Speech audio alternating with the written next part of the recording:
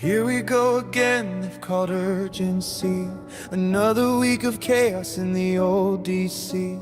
They're skipping the select committee process, rushing every clause like it's a state of distress. Papers on the desk and coffee running dry. You blink once, boom, another bill flies by.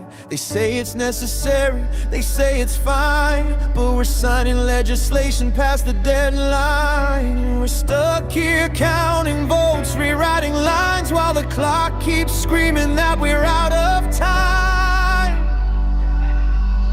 'Cause it's urgency, baby. No breaks, no breath, no sleep. Another night inside this chamber, where the promises run cheap. It's unplanned overtime till the midnight finish time.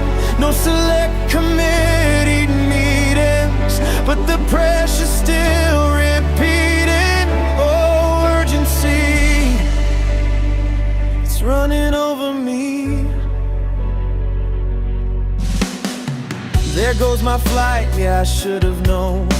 Rebooking those Thursday night flights back home. The whips in the corridor yelling stay on track, but the calendar's already stabbing me in the back. And now I'm texting my family I won't be through, trying to explain what Parliament made me do. Instead of sleeping in my own bed yawning, I couldn't leave till Saturday morning. Every time they pull this stunt, we all surrender. Democracy deserves a little better. 'Cause it's urgency, baby. No breaks, no breath, no sleep. Another night inside this chamber, where the promises run cheap. It's unplanned overtime till the midnight finish time. Zero select committee hearings, just to speak of persevering. Oh, urgency. Why's it always gotta be? No scrutiny, no hearings, no public say. Just rush it through, we'll fix it someday. But somehow someday never comes. We just keep running on parliamentary drums. Yeah, urgency, baby, has taken half my week. And every rushed amendment makes democracy feel weak. With endless overtime, a midnight finish time, and all our weekend plans collapsing like the order papers lined urgency.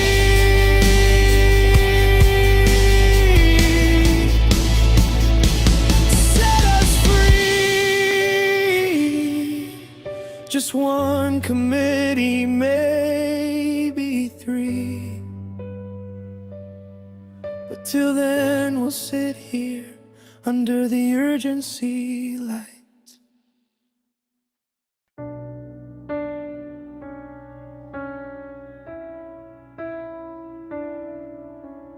Here we go again, they've called urgency. Another week of chaos in the old.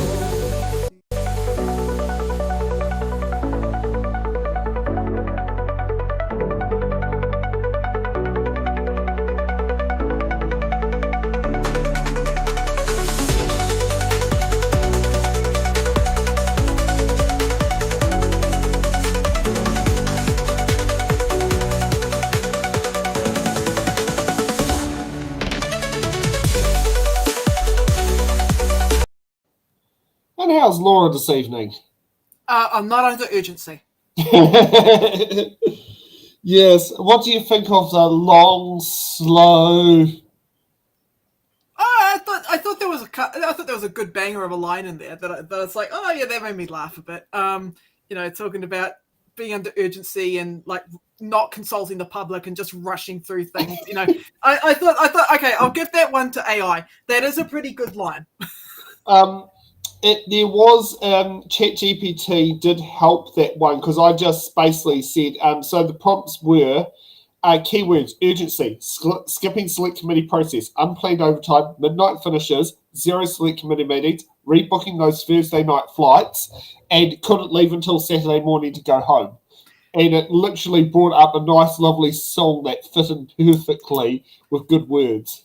My only criticism, though, is that it said DC. I'm like, I know. It's not DC, man. We're in Wellington. I know. That's about the only thing that, it needed to be changed to Wellington. But I mean, hey, it's a good. It flies very nicely.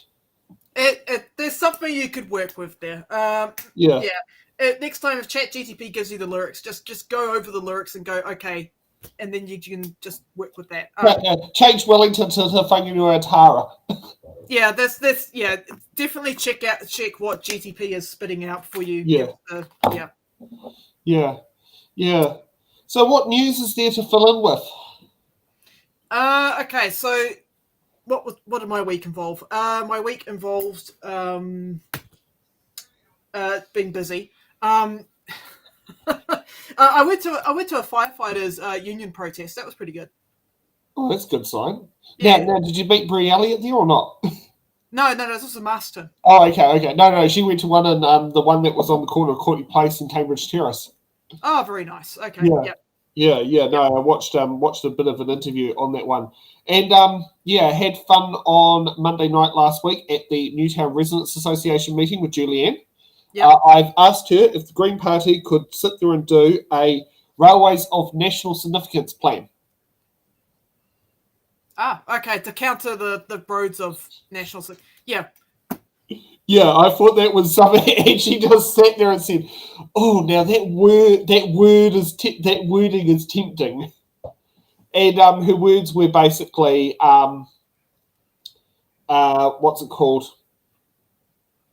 Her words were she doesn't believe the Wellington proposal is actually ever going to fly, because she said she believes that by the time it goes through consents, it could be a change of government, and it doesn't really stack up because it's literally like widening the roads without actually doing anything else in it.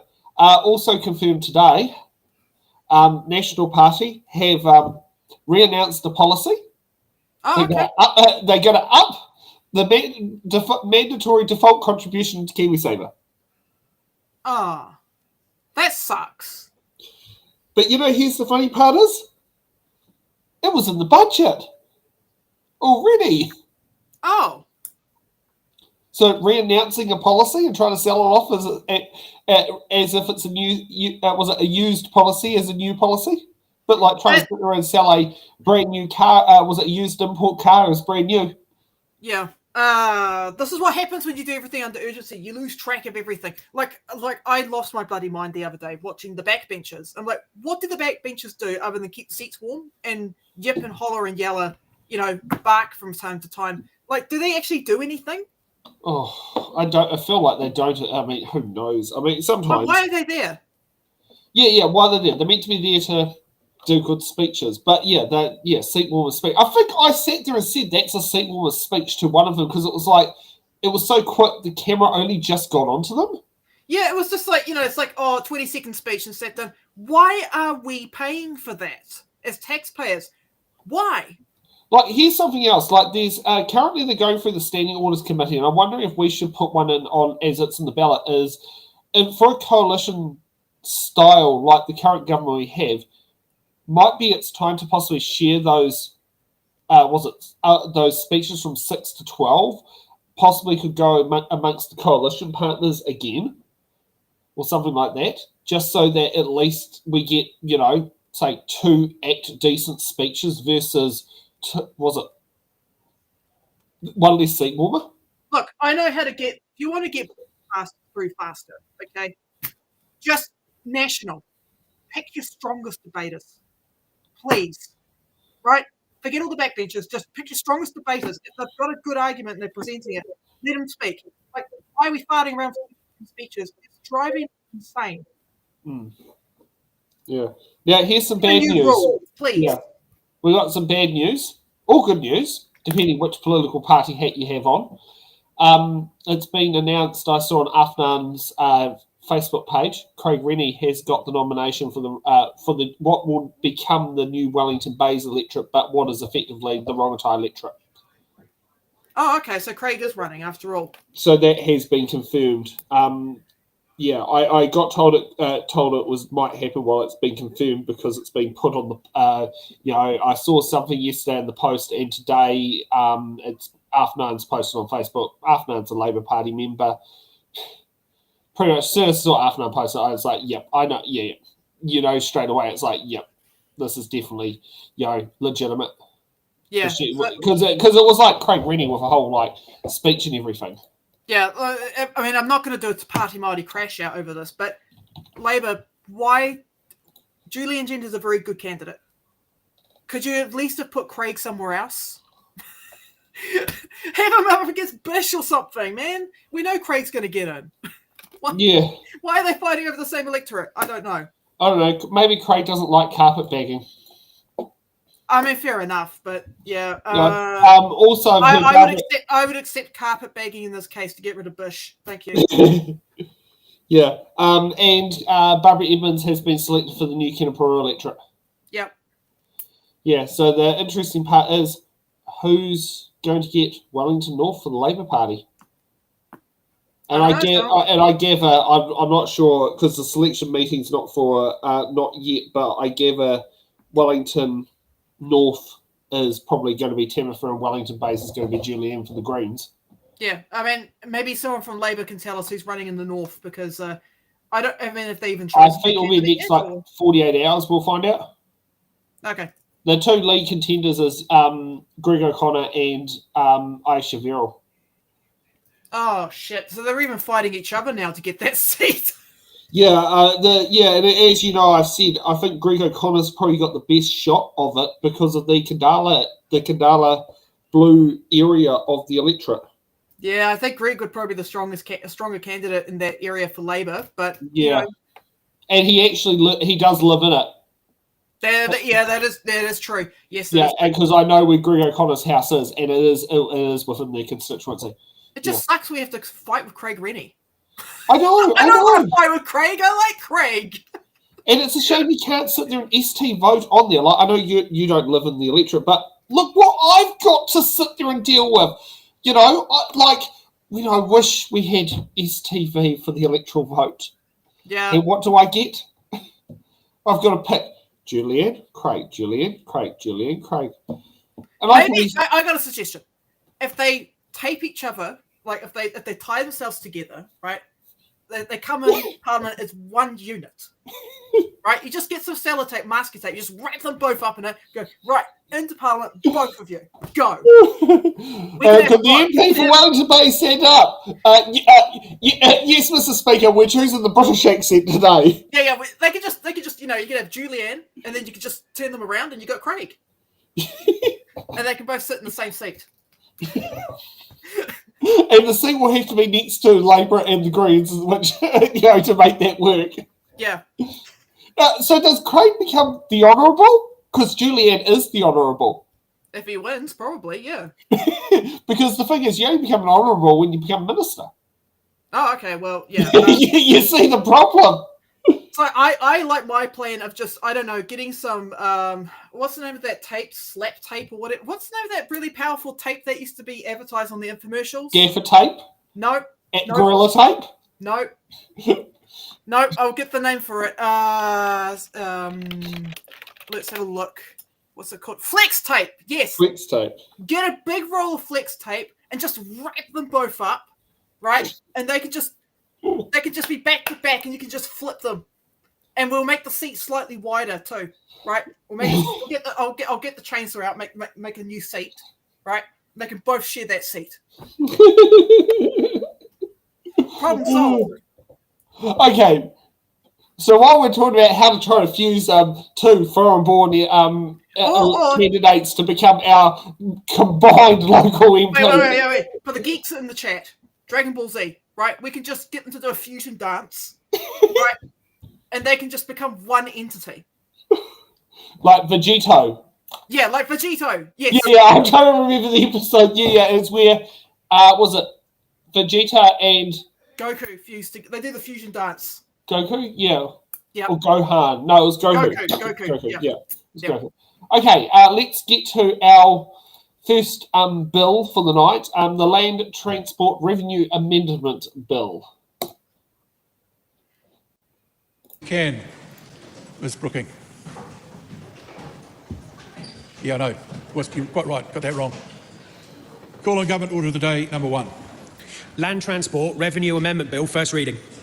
The Honourable Chris Bishop. I present a legislative statement on the Land Transport Revenue Amendment Bill. That legislative statement is published under the authority of the House and can be found on the parliamentary website. The Honourable Chris Bishop. I move that the Land Transport Revenue Amendment Bill be now read a first time. I nominate the Transport and Infrastructure Committee to consider the bill. Mr Speaker, this bill is another step in the evolution of the approach to road funding in New Zealand. Since centralising our roading system in the 1920s, the principle that all users should contribute fairly in proportion to their use of the roads has underpinned how we fund and pay for our roading system. This is not a revolutionary idea. In this House in 1933, the Right Honourable Gordon Coates remarked, "We should have all motor vehicles contributing more or less on the same basis." The principle that Prime Minister Coates, as he then was, talked about is fundamentally about fairness, directly links what you pay with what you use and the benefits you received. Since then, we've continued on a pathway towards better transport pricing. In 1977, New Zealand introduced the road user charges system, moving diesel and heavy vehicles to distance-based charging. That system was and still is world-leading. Today, other countries are looking at the model we adopted back then as something they could adopt today. In 2008, we moved to a hypothecated transport funding system, ensuring that revenue collected from road users is invested into maintaining and improving the transport system. As we continue on this pathway, we need to ensure that our revenue tools are sustainable, fair and fit for purpose. This bill focuses on 2 ways road users contribute to the benefits they receive and the costs they impose: tolling and road user charges. The bill makes amendments to improve the current tolling framework. Tolling allows us to bring forward investment and build the roads New Zealand needs sooner. It means users who benefit from a new road can contribute directly to its cost. There are 3 toll roads in New Zealand. In Auckland, we have the Northern Gateway, Tauranga, there's the Tauranga Eastern Link, and Takatumu Drive. 3 more toll roads have been approved by Cabinet and are under construction. Mr Speaker, the model works. But as we progress the new roads of national significance, the Government wants to improve this tolling framework. The Land Transport Management Act sets the high-level requirements for establishing a new toll road. Before a toll can be put in place, the Minister must be satisfied that the road is new, there has been adequate consultation with the level of community support, that a feasible untolled alternative route is available for road users, and that the tolling scheme is efficient and effective. Within this overarching framework, which stays, the bill makes several changes. First, the bill allows tolling to be applied more flexibly to include parts of an existing road where users of that road receive benefit from the new investment. Second, the bill allows toll revenue to be used across the entire tolling scheme, not just the new sections of the road. Third, the bill strengthens the fairness principle that underpins the system.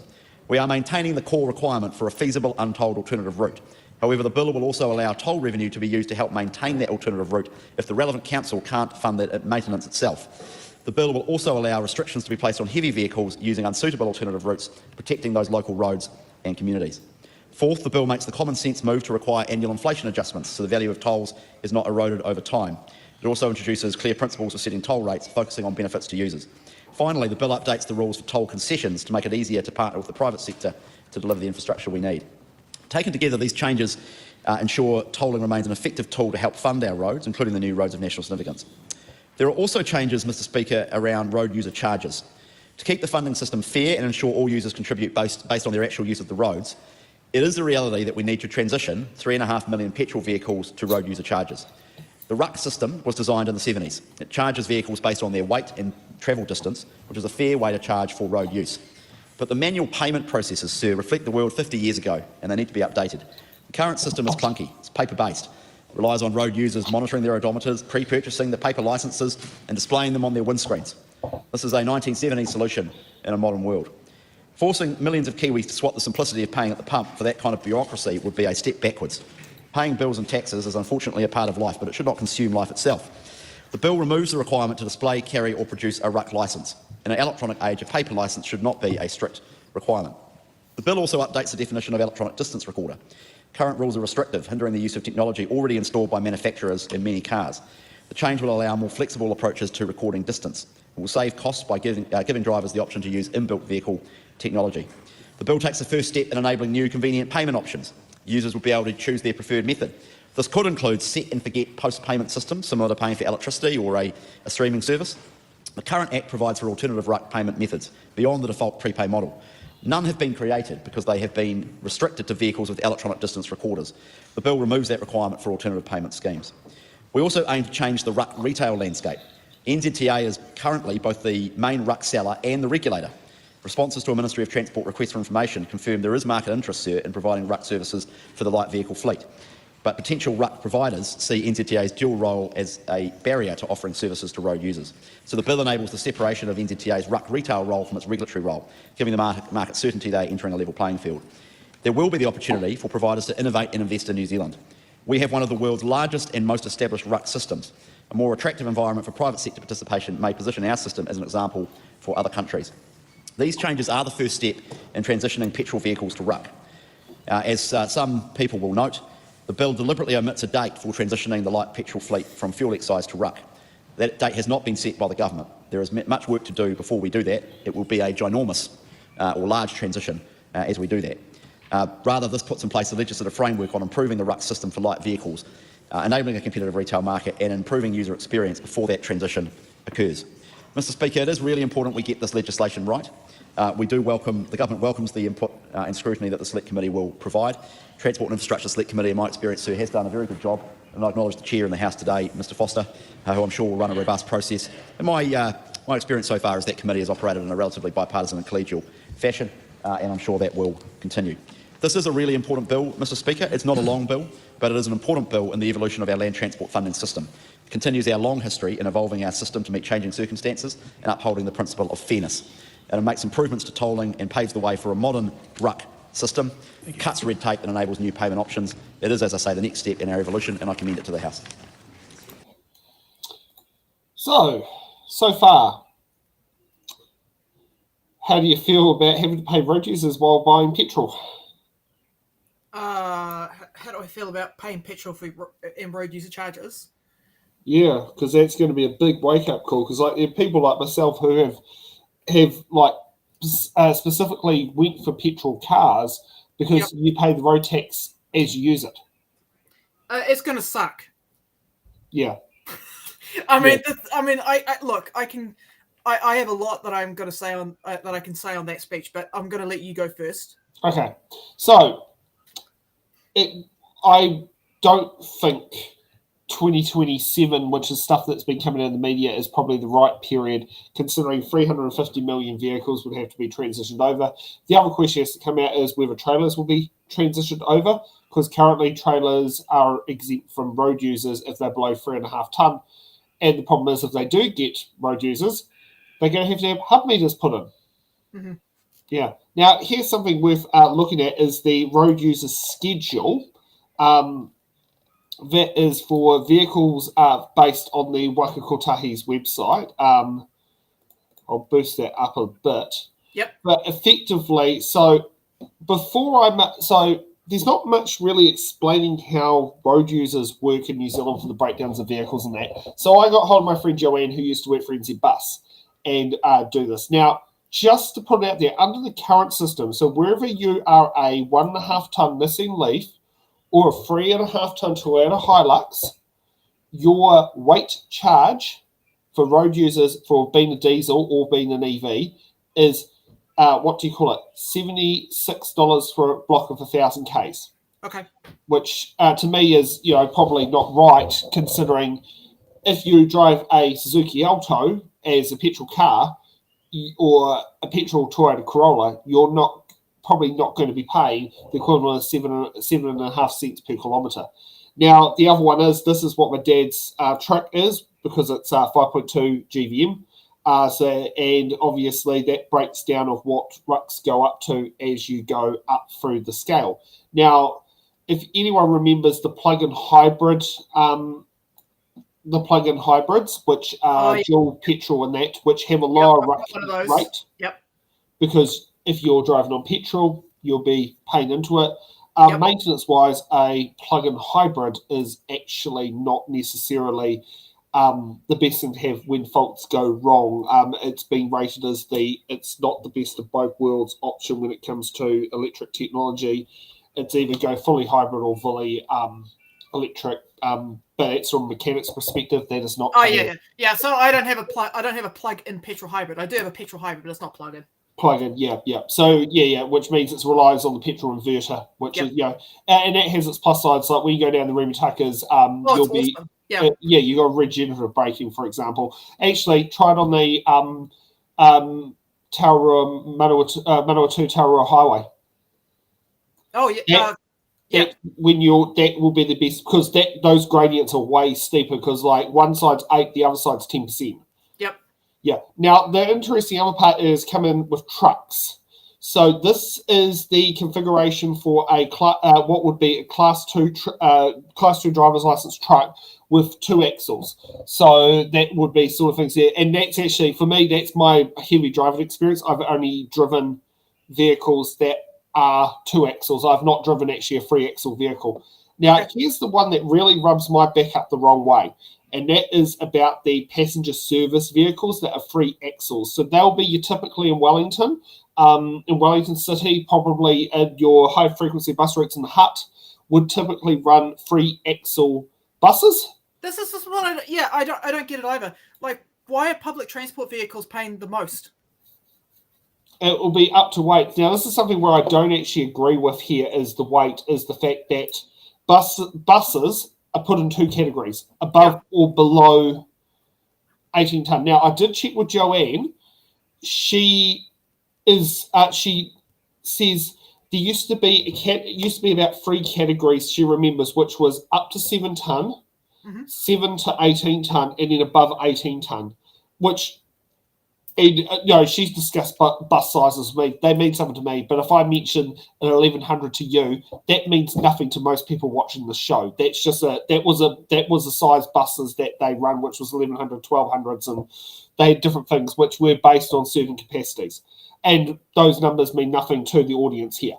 But effectively, like 7 tonne, which is basically was nicknamed your puddle jumpers. But basically, your normal size buses, like you hear this argument a lot where it's like, well, why don't you run smaller buses that could save money on diesel, even though it's like duplication of things? Well, the road user charges don't do it. And the above 18 tonnes would be your EV single-decker buses that run on the number 2 in Wellington, and also your double-decker buses would hit that category. And this is also ones where, so the number 6 is probably more your Class 4 configuration. So that would be a tractor unit to a B train, and that would be a rigid. Right, so these are your trucks that, having worked in forestry, these would be the trucks that take your diggers. Yeah. Oh, well, actually, you'll see those combinations further down the list. But basically, like that style truck there that I've got my mouse over is what Musham's father's Scania is to Auckland. Yep. So if you consider and go for that, like a trip to Auckland and back, you're probably looking at about $600, $700 in road users. Yep. And on diesel, you're looking at about the same in diesel as well. But that truck goes up to 24 tonne. That's your Arctic tractor unit, which also has 4 wheels. One thing to notice in New Zealand is the more wheels you have, the lower cost of your road users are, because the weight is distributed across more wheels. Now that is really interesting. Yes. So that Steve will be the one who'll point that out. Also, the other one is the towing combination. So this is this would be a towing combination, which that one shows there. So you have to have Class 5 driver's license, that one. But the top one on there is a B train truck. The bottom one is a rigid truck unit with a trailer on the back, and that's just showing the different wheel combinations and obviously what the axle weights are and that sort of thing. But these are basically how they work out the weights for paying road users. And it's often why you see a lot of logging trucks where they have their trailers loaded onto the back of the truck when they're running empty, so that the trailer doesn't tick over road users while it's empty. And actually it's safer as well, because you're only half the length.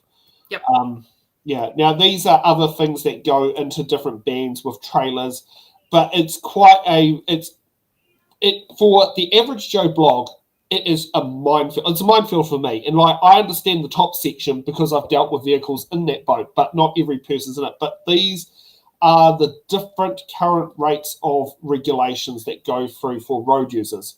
Yeah, I mean, the average Joe is not driving a big truck. No, the average Joe would be driving a vehicle that's under 3.5 tonne. Yep.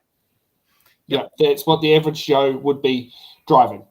And the thing is, is it time to have more weight bands below 3.5 tonne? Well, I think the moral of the story here is trains, because they don't pay ruck. Trains and boats. Let's go. Okay, so right, let's go over the bill. Okay, so basically this is an amendment bill, so that means there was an original bill. So in the original bill, or this is an omnibus bill, it basically means it's a bunch of amendments to different stuff. But the key thing that most people are going to be interested in is the changes to the Land Transport Management Act 2003. So in the original bill, tolls could primarily only be applied to new roads to fund their construction and operation. An existing road could only be tolled if it was near and physically or operationally integral to a new toll road. Toll roads were also required to have feasible toll-free alternative routes. I like that. That's very cool. That's been pretty standard. And like the great saying of that is Old State Highway 2 through Te Puke is the feasible toll-free alternative to the Papamoa motorway. Yep. And then there's a couple of other things too. The driver of the vehicle was initially liable for paying the toll, and if they did not pay, the registered owner would become liable. So basically, if you're like a mum and you've got a kid that loves driving your car and they act like a hoon on the road, well, they go on the Papamoa motorway because it's got 110k speed limit, not 100. Yeah, well, let's go extra hoony. So 120k, right? So the driver of the vehicle, this is under the current stuff, right? They would be liable for paying the toll. And if they didn't pay, mum would have to pay the toll, right? Yeah. Yes. That's changed. So, and then lastly, the rules of the private sector involvement in building and operating toll roads were more restrictive. So that's currently in place. This means that a private company could not be brought in to take over, finance, or significantly upgrade an existing road under a tolling concession. Now, here's what the changes are being proposed. Here's what's going to happen. So existing roads can be tolled if users of that road experience benefits from the construction of a new road in the same corridor. What the hell? Second Mount Vic Tunnel is screaming over that, and Second Terrace Tunnel. Yeah.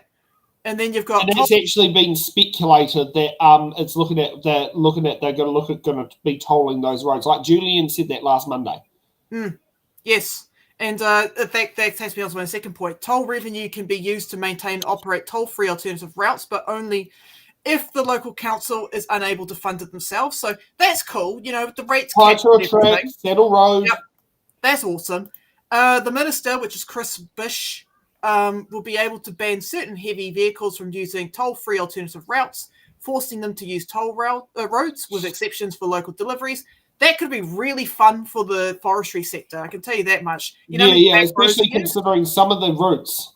Yeah. The toll-free route might actually be quicker. Now, there is a local heavy vehicle road band in Whakatane District Council area for the Ohope Road. So if you are a heavy vehicle, you are legally required to use State Highway 2 unless you get a permit from the council to go to the forestry site on the road. So if you're over, I can't remember what the weight is, because 12-ton trucks are allowed out there, but not 44-ton trucks.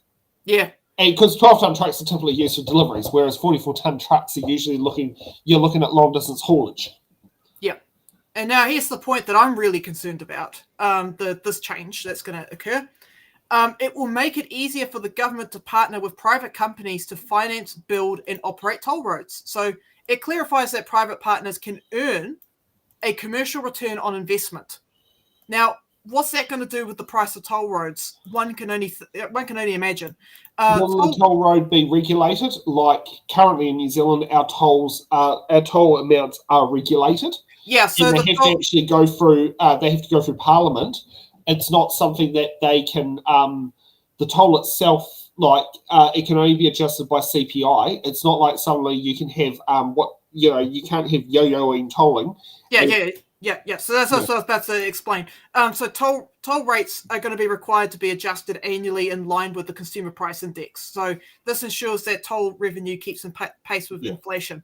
Now, I would prefer to have that significantly up under the CPI because these amendments are going to predominantly disproportionately impact working class folks, and I that's why I don't like the term that. Like, even though Chris Bishop gave a good argument in favour of his bill. He probably gave the best out of everyone that I watched on that bill. But the problem is that when he uses the word fairness, he's referring effectively to a flat tax. And a flat tax is not really that fair when you've got working class folks who get very little support from the government, just scraping by, having to pay an extra cost just to go to work and get back home. Yeah. That is not fair. That is not an equitable outcome. Yeah. And I'm someone who's like, I've paid to use toll roads in New Zealand, but I've learnt one thing: don't prepay your tolls. Because I went to do that one time, and this was actually on its in the ballot coming back from Katikati, and the toll road was closed, and I had to go through the Te Puke alternative. Yep. And I prepaid my toll. I did manage to use the toll on the way to Hamilton because Marina just said, she said, don't bother going through Rotorua and over the Mamacoos. It's actually flatter to go through State Highway 29. So that's what I did, which was quite a weird experience because my experience with the Kaimais as a kid was like, I don't like this road. And it actually is not a bad road. But the Mamacoos are actually quite a good road. But State Highway 30 Whakatane and Rotorua is a bit, it's slow. Yeah. So that's pretty much all I've got to comment on when it comes to Bish. Okay, so let's get on to Tangi Yotakira. Yep. This is the one I want. Indicate that we will be supporting this bill through to Select Committee. There are a couple of issues that we would like teased out at Select Committee, which I will come to in a moment, but I just want to acknowledge the sort of historical link that the Minister has painted in terms of a picture, and it's no surprise that it has been a long time since this House has turned its mind to some of the issues that are addressed or seeking to be addressed in this particular bill. Mr. Speaker, the bill itself really has two components. One is a focus on road user charges, the other is a focus on tolling and the role within which those as tools have within the wider transportation system. The proposed changes to road user charges, or RUC, are generally proposals that we are quite supportive of. They seek to, in essence, modernise and bring up to speed the way in which RUC is utilised here in New Zealand, in particular around how people are required or not required to display the fact that they have purchased their road user charges. The issue is that there are huge administration costs currently in terms of the current way in which RUC is administered in New Zealand. And it's certainly our hope that with a change to modernise the system, that consumers, households will be the ones that will, at the end of the day, benefit from that. Anyone that has a look at their road user charge admin fees will know that there is a real issue there. There is no inconsistency in terms of how that is applied. The change around separating the RUC provider and the RUC collector, effectively the regulator and the seller, is one that we would like to explore further at Select Committee to ensure that there is no over sort of influence, so to speak, from the private sector if that was the particular case that's being followed. We believe that this component of the bill seeks to look at ways in which technology and innovation can be utilised. And when we're looking at the in-vehicle electronic distance measuring opportunities, they currently exist in vehicles all around the place. So being able to utilise that where it brings down the cost for households is a good thing, but we'd still like to have a look at that. Mr. Speaker, on the second issue, which is around tolls, this is something that we do have some concerns around. Yes, the Minister has made it very clear that the way in which some of the revenue opportunities will be addressed effectively is through tolling. Now, we come with some hesitation around this because, of course, this is a government that has a track record when it comes to tolling, and we just look to Te Āhua-Turanga and the fact that that was a replacement road, the Manawatu-Tararua Highway, yet the government was seeking to whack a toll on that when the community simply didn't want it. And so some of the questions that we will be posing at Select Committee, sir, will be around ensuring that those issues are addressed and considered. What is actually up for tolling in this particular proposal? It should not be purely around generating revenue. We accept that there are some considerations where tolling is an appropriate mechanism. We accept that. But that is not the case for every single road, for every single community in this country, all around the country. And so we do have some hesitation around that. There are some moves in there, for example, ministerial oversight around exemptions for heavy vehicles not being able to utilise alternative routes. When we think about the Saddle Road in the Manawatu and Tararua district, where that was really pummeled as a result of huge numbers of heavy-duty vehicles or heavy vehicles having to utilise that road, yet the council itself was not able to foot the bill in terms of maintenance. And so there are some things in here that go some way in addressing some of those concerns, but there is also a number of questions around the generation of revenue from tolling, but where is that actually going to go? And we had similar conversations, Sue, when it came to the congestion charging or time of use charging that this House previously has passed. So we look forward to being constructive in the Transport and Infrastructure Select Committee. We look forward to hearing from submitters around what impact this will have for them and for communities, and we are hopeful that we will find some balance between road user charges and a scheme and regime that is fair to all but is also able to be administratively not as cumbersome as the current one, and also that there is a good conversation around tolling and the appropriateness of that. The Honourable. Okay. Guess what Tangi just mentioned, what we were just talking about. Yeah. There are problems I do have with that speech that Tangi just put out. Although he does raise some very valid concerns, like the Te Ahua Tangaroa, or Tauranga, sorry, Te Ahua Tauranga toll, the ambiguity of corridor fairness, so 2 points that he brings up. His tone is cautious and focused on teasing out issues at Select Committee. So, and it's very strange that Labour went ahead and supported this, because a lot of those rucks, right, one of the amendments that this bill is going to do is that essentially it's going to allow for private industry to offer those rucks, and there is a profit incentive when you go private as well. And I mean, will these companies be offering just that? Like, why trucking companies use things like e-ruck and that is because it offers additional benefits they can track. Like, every fuel tanker on New Zealand roads is monitored by e-rucks. They are GST monitored, not GST, sorry, GPS monitored as they travel around the country. Every fuel tanker is GPS monitored. Makes sense. You're carrying around, a pretty big firestorm if you have an accident or a spillage. And it's a lot of money, like a lot of value in those trucks. You're probably looking at, a truck travelling 40,000 litres is looking at carrying about $100,000 worth of product on them. So, from an insurance sense, that also makes sense. But then you get the other, that would make sense for things like rental cars, that sort of stuff. But it would not make sense for things such as, say, my Suzuki APV, which has so little technology. I don't think it has that GPS tracker thing that was it the Bish was talking about earlier, because it's Suzuki, that particular model is very, very basic. I don't know. I'm very skeptical about private companies be approved to sell ruck licenses and collect revenue and offer customer service. But also modernization does not necessarily lower costs, right? Exactly. There is still a cost associated with upgrading digital infrastructure, and you got to get IT people, and you got to get all these. There are costs associated, and those costs are eventually going to be passed down to the consumer. And the other thing is, at the moment, yes, the main seller is Waikakotahi.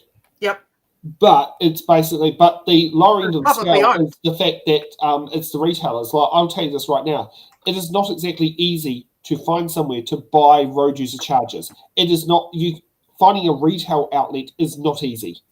No. So, does that mean you can sit there and turn up? Like, I remember when I worked at BP Johnson, no, not BP Johnson, it was BP Levin. We had a road users machine. So did the Otaki one. And often it was truck drivers coming in, buying the latest stickers for their trips. Doing that sort of thing there. Will we But general public, say if you want to go, hey, I'd like to sit there and rock up to pay, road users on my pretend Suzuki APV that's a diesel, Foxtrot Kilo Zulu 283, and we'll pretend my van's diesel for the scenario. Oh, sorry, we can't do that. You have to go to the post office. Yeah, but here's the problem I have, though. If you're already digitizing it, right, and you should be able to buy it online from Waka Kotahi. But you can. But the issue is that a lot of this is just being kicked over to private industry because the government cannot be bothered investing in digital upkeep and improving services. And the other downside, and this is a current issue of Waka Kotahi, is the time it takes to have that sticker sent to you. Now, at least the good thing out there is the police do accept a digital copy that backs up you paid for it. Yep. But the downside is, do we want, say, parking wardens of a council? Now, you can't do it. But if the licenses, but hear me out, because everyone is saying the same thing too. If the whole system is going digitized, right? The license is digital, okay? You shouldn't have to buy or wait for that sticker to arrive, right? Correct, yeah. I think what's happening here is that the government can't be bothered investing into Waka Kotahi to upgrade their services so they can deliver this. Instead, they're saying to this private sector, hey, you can now sell these things rather than keeping it within public ownership. Yeah. And I've got a real issue with that. Because exactly. the cost of living. Yeah. Considering, look at these monopolies or look at these of something that everyone's got to buy, that seems to just keep going up. Like the rates bill, the insurance bill, the rent, the petrol or the diesel or the power. What ends up happening is you have these companies fighting with each other and the prices will be lower temporarily, right? Yeah. But eventually, once all that competition is cut out, whoever is left can start jacking up their prices again. We see it with companies like Temu and Amazon and all that stuff. You know, we've got it with our supermarket duopoly as a prime example. We don't want to, if we look at top-up card systems, this is one that's less known to people, but there are two providers. You've got ePay, you've got Activator. And the thing is, ePay and Activator tried to merge, and the Commerce Commission said no because it was going down from 2 to 1 provider. Yeah. Oh, let's get to Julianne Genter. Julianne Genter. Thank you, Mr. Speaker.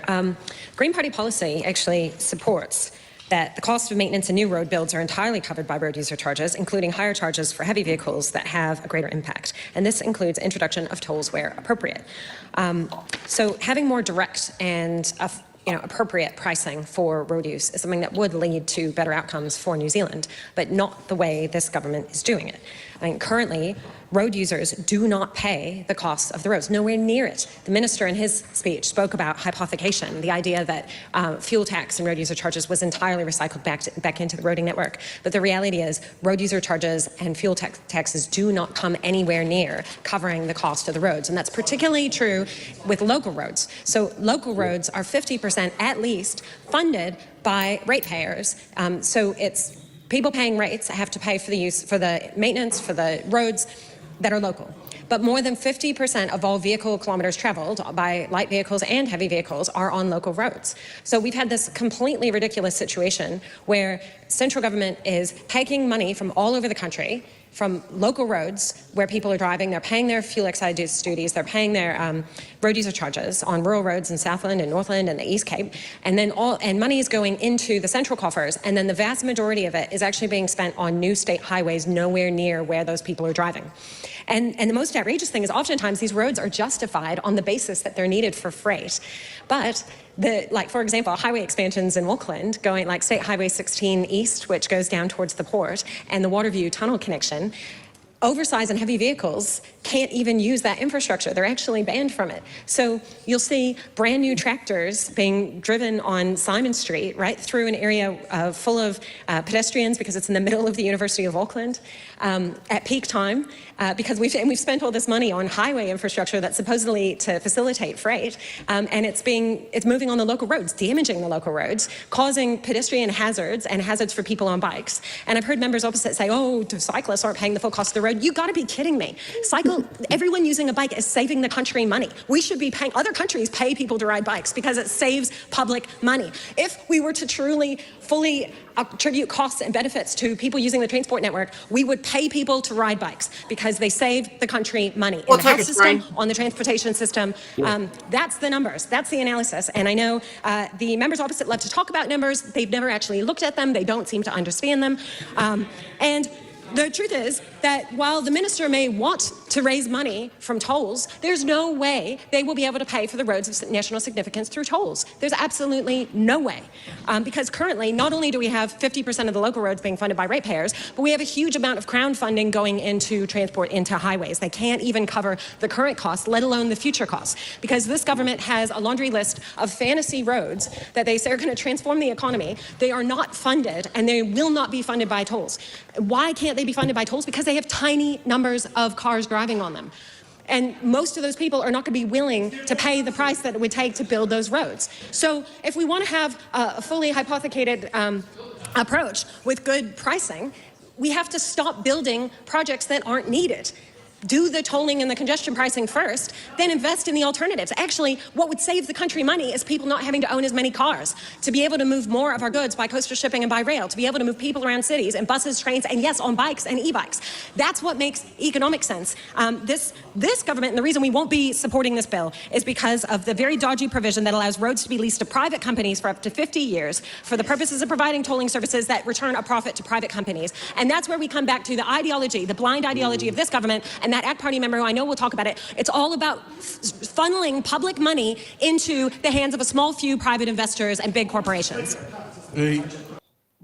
Now, I'm going to show you something here. So Sure. this will be something to show for how I do with the Muslims delivery. Okay, here's my second run on this trip. So let's kick off. First part of the delivery: local road, local road, local road, local road, local road, local road, local road, local road, state highway. State highway right up to the Pepco Fire traffic lights. Local road, local road, all through there. Yep. Local road, back on National State Highway. Over the hill there, National State Highway. Now, I will be honest, when I drove to this address, I drove down National State Highway. You know, come around. Local road, local road, local road, local road, local road, local road, all local road, back on National State Highway. You know, going up there. Local road. Local road, local road, local road, local road, local road, all the way over to Wainui, back along here. Local road, local road, local road, National State Highway towards, local road to go off the motorway there and back on, and National State Highway. If we look at the previous run, if you sit there and go through there, this is the previous run. Okay, National State Highway up to Johnsonville, local road all the way out to Corey, local road out to Afero Bay, local road to Newtown. I went through Kilburnie, came in at the fire station, National State Highway between two roundabouts, local road back in there, National State Highway up into the Basin Reserve, then local road up to the place, local road up to Fordham, then National State Highway down the motorway, local road up to Newlands, local road down to Newlands, National State Highway back to Granada. So that on those two trips, the mileage on those trips were done more on local roads. You know. Now, here's something also worth noting. In Wellington, you know, if you want to deliver petrol to the east or diesel to the eastern suburbs, you have to go around the bays. You're not allowed to go through the Mount Victoria Tunnel or the Terrace Tunnel. Mm-hmm. If you're an overheight truck and you want to go to Karori, you have to go along this road here because you will not fit for a tunnel over here. So a local truck going to Karori that's over 3 meters tall has to go this long way round, and and it's no point nipping down the Naya Gorge to get to the state highway. By then it's a waste of time. It's easier just to keep going. But how much goes on that local road there? So that's quite a number of trucks goes up through there.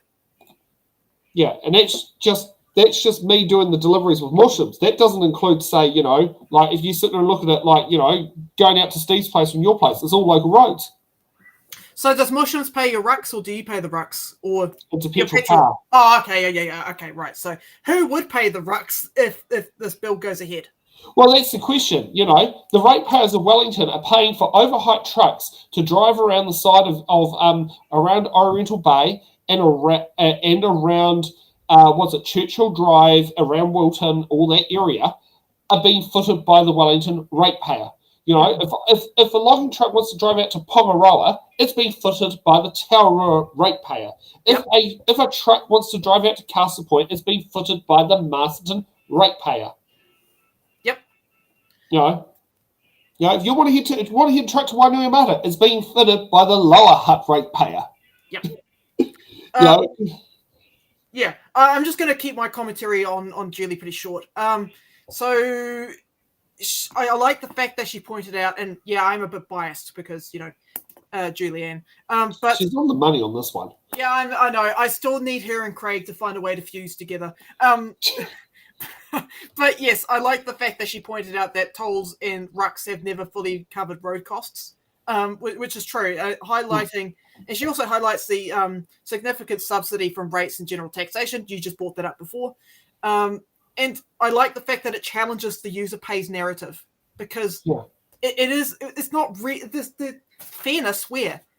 She also argued that government's fantasy roads have low traffic volumes and cannot be funded by tolls, which makes the business case pretty weak. If you're asking for investors to come in, you know, it's like, oh, where's the money?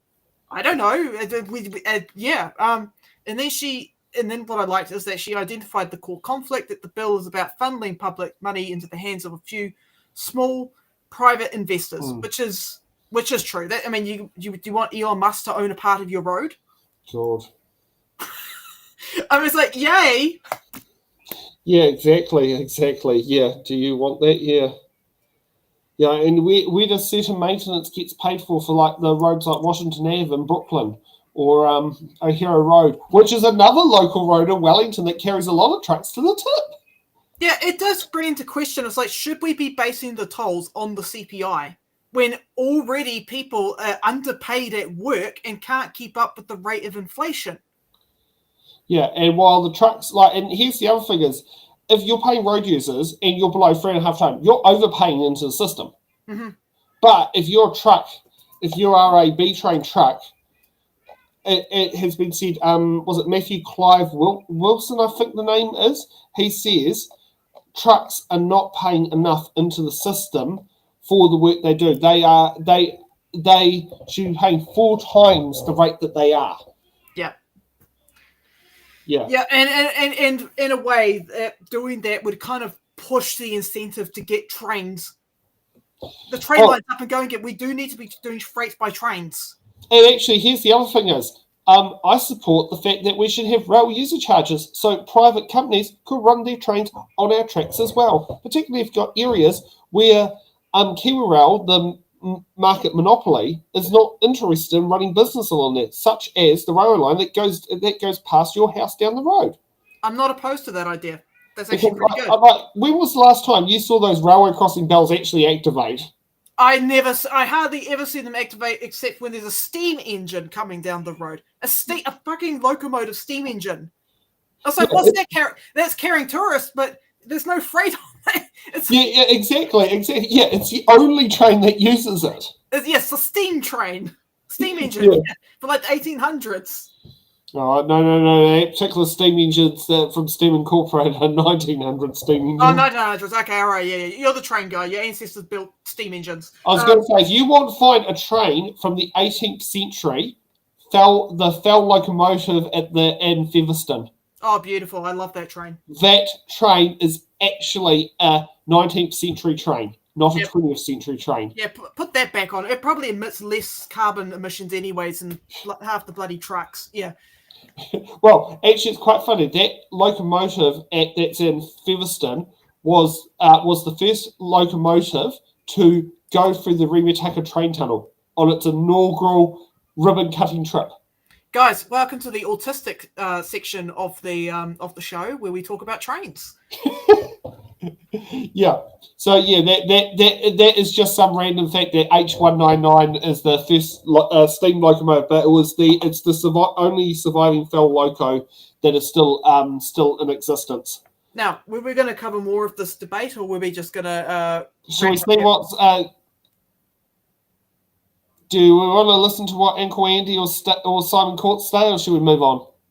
I do like Uncle Andy is probably my most favorite from New Zealand First. I do appreciate an Uncle Andy moments, so let's go ahead and listen to Uncle Andy. Let's go, Uncle Andy. First to speak in support of this Land Transport Revenue Amendment Bill, and as Chair of the Select Committee that's going to be receiving this, looking forward to considering this bill, hearing the submissions, and I know we'll do that diligently because it looks as though there's going to be quite a number of technical elements to the bill. So two key things which have been raised already in the discussion. First one of them is the ruck system and trying to make sure that it is modernised. And you look at all the other areas which we've modernised as a society, and by and large people have adopted that, and they've never looked back on that adoption. They want things that are effective, efficient, quick, easy to use. But the point that Simon Court has just made around privacy, that is a strong issue for many of the people who communicate with us as well, not just in this area but across the board, and so that will also be something that New Zealand First is very, very anxious about, making sure that RUC systems are not an intrusion into people's privacy and are used for anything other than the purpose that they are intended to do, which is to support investment in the transport system. The second one is just to say, Madam Speaker, that we have a huge transport deficit in this country. The aspirations, we've already heard from the other side of the room that money is taken from a lot of the regions where it will be needed for investment in maintaining the roading infrastructure and taken to build some of the roads of national significance. The reality is that we know that there is a big funding deficit. You can only deal with that by a number of different ways. Well, the first one of them is to earn more revenue. Tolling is part of that, potentially in some areas. Second one of that, of course, is to extend out the time frame which you make those investments. And we don't want to be undermining the investment that's actually made and the standard of the roads themselves, the bridges themselves across the country. So that means probably extending out the capital program, the roads of national significance. And I think the Minister has indicated that's exactly what will be happening over time. Just in terms of some of the comments which have been made around tolling, the Manawatu Tararua Highway has already been mentioned by my friend over there, Tangi Utakiri. New Zealand First was also very unhappy with the idea of tolling that road as well, and made that very, very clear for two reasons. One, this was not about advancing a road and getting that road built quicker, because the reality was by the time the tolling idea came up, it was 9/10 of the way built already. It was sprung on those communities late in the piece. And the second one was, it was very much a replacement road for the Manawatu Gorge, which of course by that stage failed and been closed. And you think in that context as well, and the bill talks about this, about the need for having viable alternative routes. And I do ask you sometimes to think about whether there might well be a road there, but if it twists and turns and goes up and down the hills, it is not necessarily a viable alternative route. And so we've got to be thinking about that, and that probably is one of the technicalities that there will be in this process. The second one, Madam Speaker, in terms of this, is the private sector involvement. And I think the experience so far in New Zealand has been somewhat checkered. I mean, the private sector involvement in Transmission Gully, success, not success. Well, there's been legal cases, there's been some of the standard of the delivery and the maintenance has been somewhat checkered, the price of the delivery has been again somewhat checkered. So it's not just simply saying the private sector is going to do it better and can get a return from that. And I think Julianne Gentrin speaking also said, well, don't expect the tolls to pay for these roads. They might well make a contribution towards them, but to think that the private sector would just, without some form of state funding, and of course that's exactly what's happened in the example of Transmission Gully, there's an ongoing commitment by the state to keep on paying for that road. Without that, the tolls on those roads are simply not, by and large, going to pay for them. An example where they did, for example, going back, will be the Auckland Harbour Bridge. But by and large, they are not necessarily going to do that. So there's going to be quite a lot of detail to be thought through about those sort of things. And looking forward very much, Madam Speaker, to considering this bill through the Transport and Infrastructure Committee. I commend this bill to the House. I wonder how much it hurts him to go, yep, I support this bill after talking trash about it, because he offered one of the strongest arguments against this bill and then stood up and said, I support it. Yeah. And actually, he's mentioned some very good scenarios. Yes, where yes. tolling has flooded the bank accounts, being Auckland Harbour Bridge, the Tauranga Harbour Bridge. Yeah. You know, but like places where tolling does not necessarily flood the books. Route K in Tauranga. It's kind of weird. It's weird watching Andy because I was like, I like the arguments he puts forward, but then he says, I commend this bill to the House. And I was like, bro, I feel like I'm watching someone, have a bipolar moment here. But he's like, I agree with Julianne Genter, but I support this bill. And I'm like, someone free Uncle Andy, please. Free him from what is New Zealand First, please.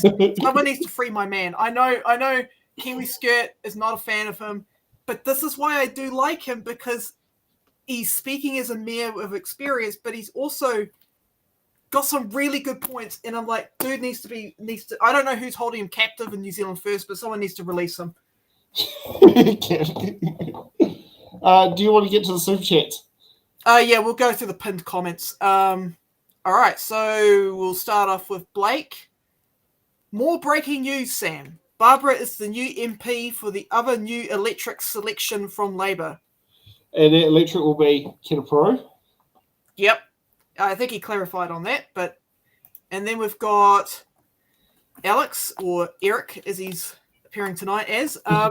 Super chat for $10. Thank you so much, man. Given what the current coalition has done, I would not be surprised if Labour wins next year, but forms a coalition with Te Pāti Māori and the Greens. Don't be surprised if Luxon gets rolled next year as well. Yeah, I mean, that's the thing. We're kind of a little bit of an echo chamber. Like I'm left wing. I'm a libertarian socialist, okay? So everything you hear from me is going to be from a very progressive standpoint.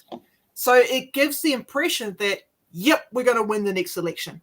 I hope we do, but the reality is that according to the polling, it's looking very split between whether or not the left-wing coalition is going to get in or whether the right-wing coalition is going to get back in. So we need to be realistic about that. I don't believe it's going to be a landslide majority. I believe it will be down to the wire. Yep. Like, just because we're a fan of Julian Genter and Craig Rennie and, and all those... I'm at the moment scared that Julian is going to lose the seat.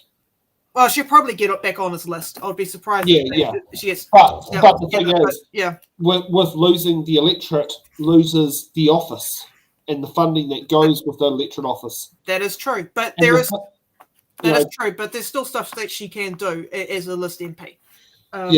So that is something. Is speaking, my as my current local MP with a potentially very good challenger. Yeah. So I this is why I'm like saying, okay. They need to do the fusion dance in Dragon Ball Z. It's the only way we can have nice things. Yeah. Right, now going to Blake's other comment. Labour candidates so far, 426. That is a lot.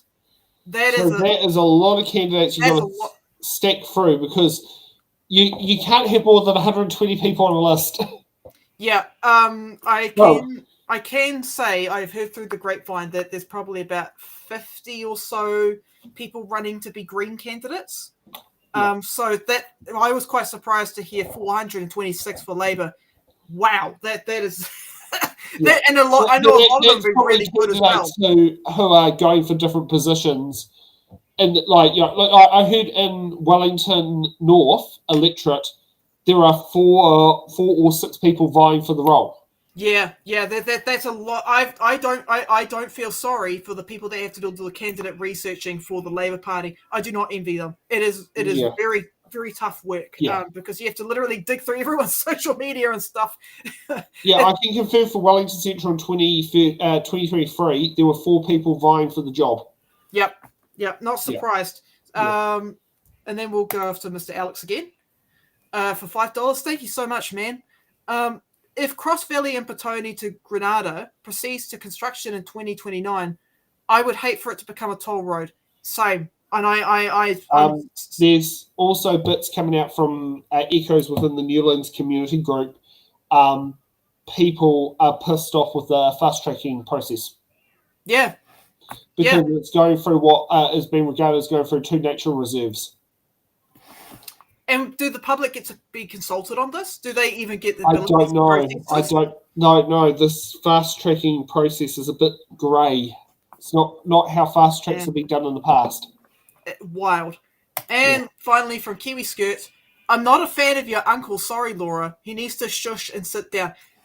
I think Andy Foster is probably the best thing in New Zealand First right now because the guy actually tries his best to minimise straw manning the Green parties and Labours, and I appreciate this. He goes out of his way to not strawman their arguments, right? If you watch a lot of the backbenchers from National, they're out here going, ha, ha, ha, joke, and then sit back down again. Andy is one of the few people in the right-wing coalition who actually puts effort in. And I do appreciate that. Even though I disagree with him on a lot of things, I do appreciate that thing about him. Yeah. Okay, let's get on to the Stalking and Harassment Amendment Bill. And we're at Community House, and we'll kick off with some, questions from some of the MPs. Yep.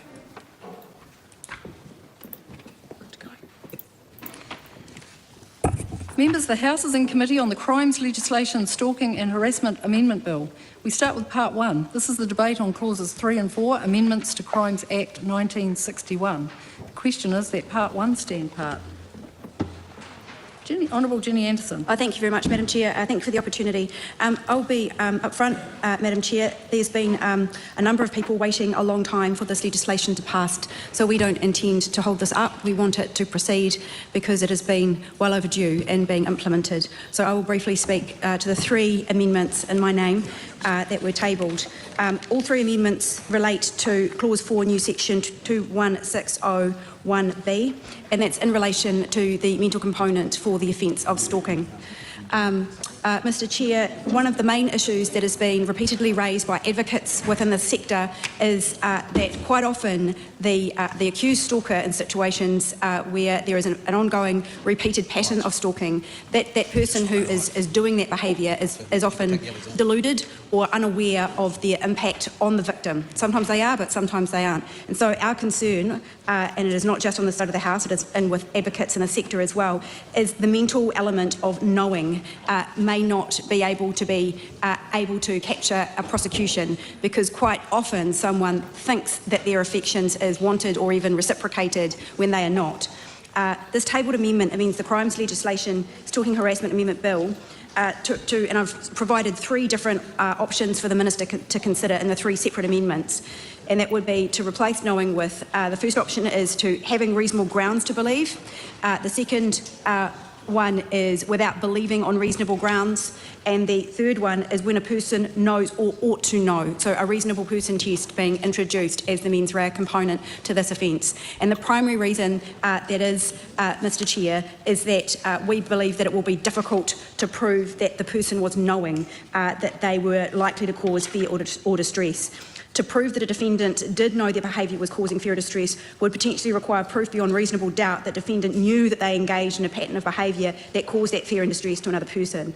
So, for example, if they were intoxicated, if they were cognitively impaired at the time, the defendants could argue that they did not knowingly engage in that behaviour that causes fear or distress to that other person. So while we are strongly supportive of this legislation proceeding, we do believe that the mental component of this offence could be strengthened by replacing knowing by a reasonable person test to make sure that in a situation where the accused is saying they didn't know or they weren't aware of the impact of their actions, that would not result in there being not a prosecution when there should be one. And this is specific to this offence for the fact that potential offenders that will be captured under this legislation are more often than not often in a rational state about the reciprocation of their feelings to another person. So we believe that it's quite a specific grounds, and we've had direct feedback from previous victims and from advocates within the sector that this change would strengthen the legislation and make it stronger for victims to be able to have their safety protected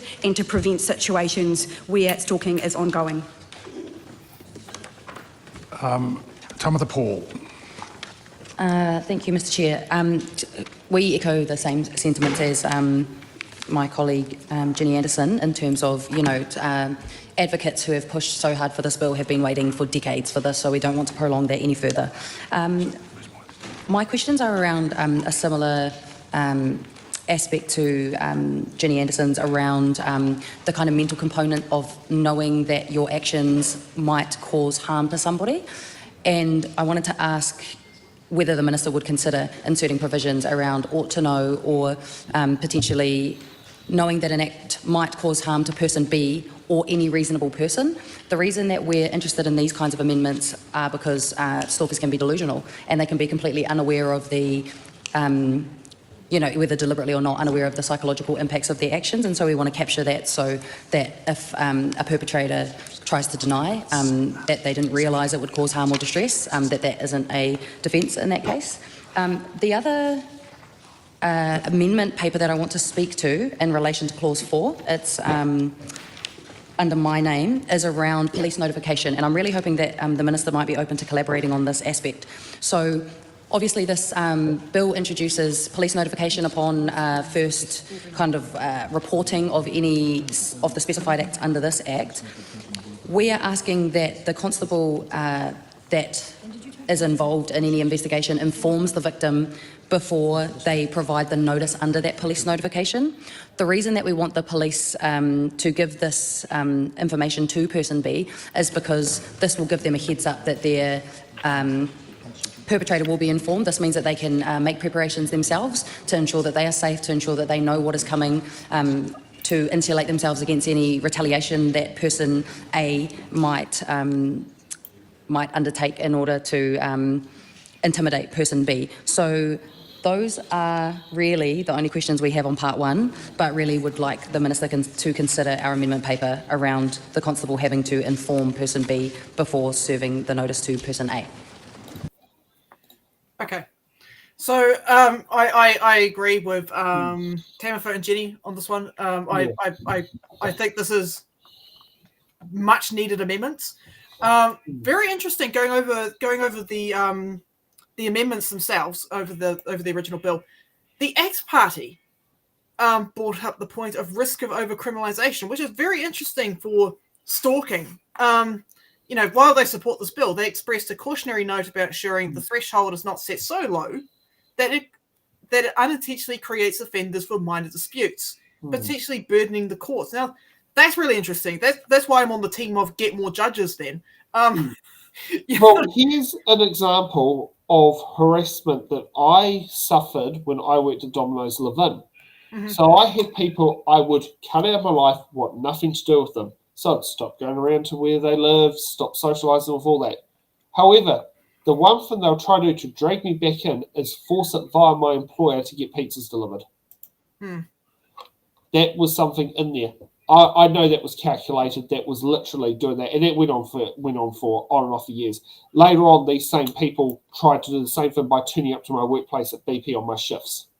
Yeah, that is creepy behaviour right there.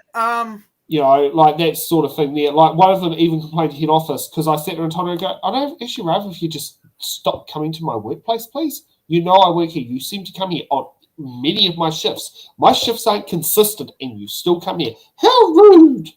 And sat there and complained. And my boss sat there and said, do you only come here when he's on? Well, no. It's like, well, I'll go and look at surveillance footage. Oh, funny. You only seem to turn up when he's on. And he doesn't want anything to do with you. Yeah, what the hell, man? Yeah, and I'll tell you that was a live-in mentality. When I went to BP Johnson, never had that problem. Yeah, especially if he's not a friend of yours. If you've had there were different ones. So this was a particular female, but yes. Yeah, if you're not friends with them and you've told them very clearly, look, I don't appreciate you doing this, and they're still doing that. Yeah, that should be reportable to the police. That's some pretty creepy behaviour. Yeah, exactly. Like that was one of the things I hated. It was a minor thing I hated about that particular BP site was a 2-person open door site. Yep. But yeah, it was something I absolutely hated. Yeah. And and it was just it was certain people who would sit there and consistently do that. Yeah, but I remember one time with this is the one with Domino's. I got hit up in the bar by one of their friends being disgruntled in the toilets. Yep. Well, that's not what I've been told. I just want nothing to do with them. Well, that's not what I've been told. You keep hassling them. Yeah, it's quite funny when the bouncer of the bar sits there and goes and has words with him as well. Yeah, I mean, it's really interesting, again, going over the bill. The left-wing bloc actually argued that the bar was too high, and then you've got ACT saying, well, the bar's too low. There has to be a point where you've got to make sure that people do not misuse it. But that's also where, if you've got a level-headed police officer, they can sniff out abuse. Oh, I've they got can one tell of when those. someone's abusing that. But, here's one thing. You don't be a person on like an example where it could be misused. And it's probably not quite the stalking legislation, but protection orders. Hi there. Oh, the only person who delivers the pizza is the person I have the protection order with. And then you go there, oh, you breached your protection order while delivering the pizza at the request of the customer. Now, under the current laws, probably the person who had the protection will be done it. Now, however, the fact that the order for the delivery, knowing that scenario to occur, that could be fought. But at the point of where it will be fought would be at the court level, not at the police officer go, hey, mate, you're misusing the Protection Order Act. Is this bill under urgency? It is this. Yes, this one was under the urgency motion. Good, because this is the only bill I approve of so far that's been put under urgency. There's also one that increases about the judges as well. That was also passed under urgency for High Court. Yep. That's like those are okay. National, two good examples right there of you using urgency. Quite a few Bad of the examples. bills. Everything else. Quite a few of the bills that were passed under urgency were quite majority supported by the House. Yep. You know, like Labor supported more than half of them, and Greens supported many of them as well. I'm not sure about was it Te Pāti Māori or the two independents. Well, yeah, I mean, I question half the stuff that Labor supports, but anyway, that's just my gripe with them. Yeah. But yeah, let's go over the amendments. Like, what problems are these amendments going to solve? So, what it seeks to solve, the amendments being put in, is the pattern recognition problem. So, the lower threshold, 2 acts in 2 years better captures the reality of stalking, which can be intermittent but sustained, causing prolonged fear. That sounds like what you experienced. It solves the modern harassment gap, so explicitly including doxing, addressing a harmful online behavior that was not clearly covered before in the current legislation. So including that, doxing, absolutely put that in there. Solves the protection gap by allowing orders even after a discharge without conviction, ensures victims are protected without having to start separate costly civil cases. I support that. Solves the weaponizing of intimacy problem. The power to destroy intimate recordings prevents stalkers from holding this material over victims as a form of ongoing control. So, yeah, we all know about that. So it's like leaked tapes and stuff like that. And solves the lethal mix problem. So linking stalking convictions to firearm prohibitations, recognizes the high risk of escalation to serious violence, particularly in family violence context. So I don't know why ACT is hesitant to support that. Maybe it's to do with the firearms. God knows what. Could be why, yeah. I mean, it could be why, particularly if it's potentially misused. Like, here's the thing is, a without notice protection order served against someone, immediately their firearms license is suspended and the police are meant to go out and seize all guns they have. Yep. Now that is before the person that is before the person alleged to have the order against them has actually had their day in court. Yeah. So that is possibly the angle they're coming from. Yeah, I mean, we're talking about convictions though. Yeah. This one is convictions, but the other one of the things that this can back up, another thing, is the protection orders because the protection orders are typically can be granted without a conviction. It can be granted and typically it's the first stage that you have to sit there and say if you have domestic violence in a family. I mean, I helped a former colleague do that to her ex on getting custody of the kids. And I did tell her what could be used to get that for her, because I don't want to see her 5 years down the track having the kids taken off her. You know, that's what I did to helped a former colleague with that. And when you get her mother comes in and thanks me at work going, I never would have thought of that. And I go, well, we're all in it together, because this is the one colleague who found out that every single staff member at work were willing to back her over when she went through domestic violence. Yeah, I mean, I'll be honest with you. If you've been convicted of stalking behaviours, you should not have access to firearms. I'm sorry, because quite often stalking escalates into violence. Exactly. Yeah. Okay, let's continue on with Dr. Lawrence Sunan. Dr. Lawrence Sunan. Thank you, Mr. Chair. So just to looking at this bill, and there's only 2 points, and I've got 2 amendment paper that I would like to speak to, and potentially we're happy for the minister to ignore these amendment papers if the ministerial intent is already such that these are being considered.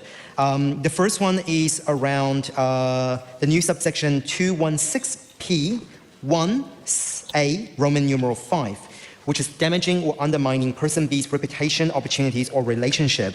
And I'm just seeking the minister's advice, because my amendment paper says afterwards, including through sharing information person B does not want to share with others. And the intention of that is to ensure that the recording or tracking of person B will adequately address the kind of information. Sorry, I just realized that was looking at a different section. But the idea is that when you're looking at something like this, the amendment is hoping to address the behavior are adequately covered. So the idea is that when we're looking at opportunities or relationships that is damaging for person B, that it also includes through sharing of information that potentially might be publicly available, such as social media.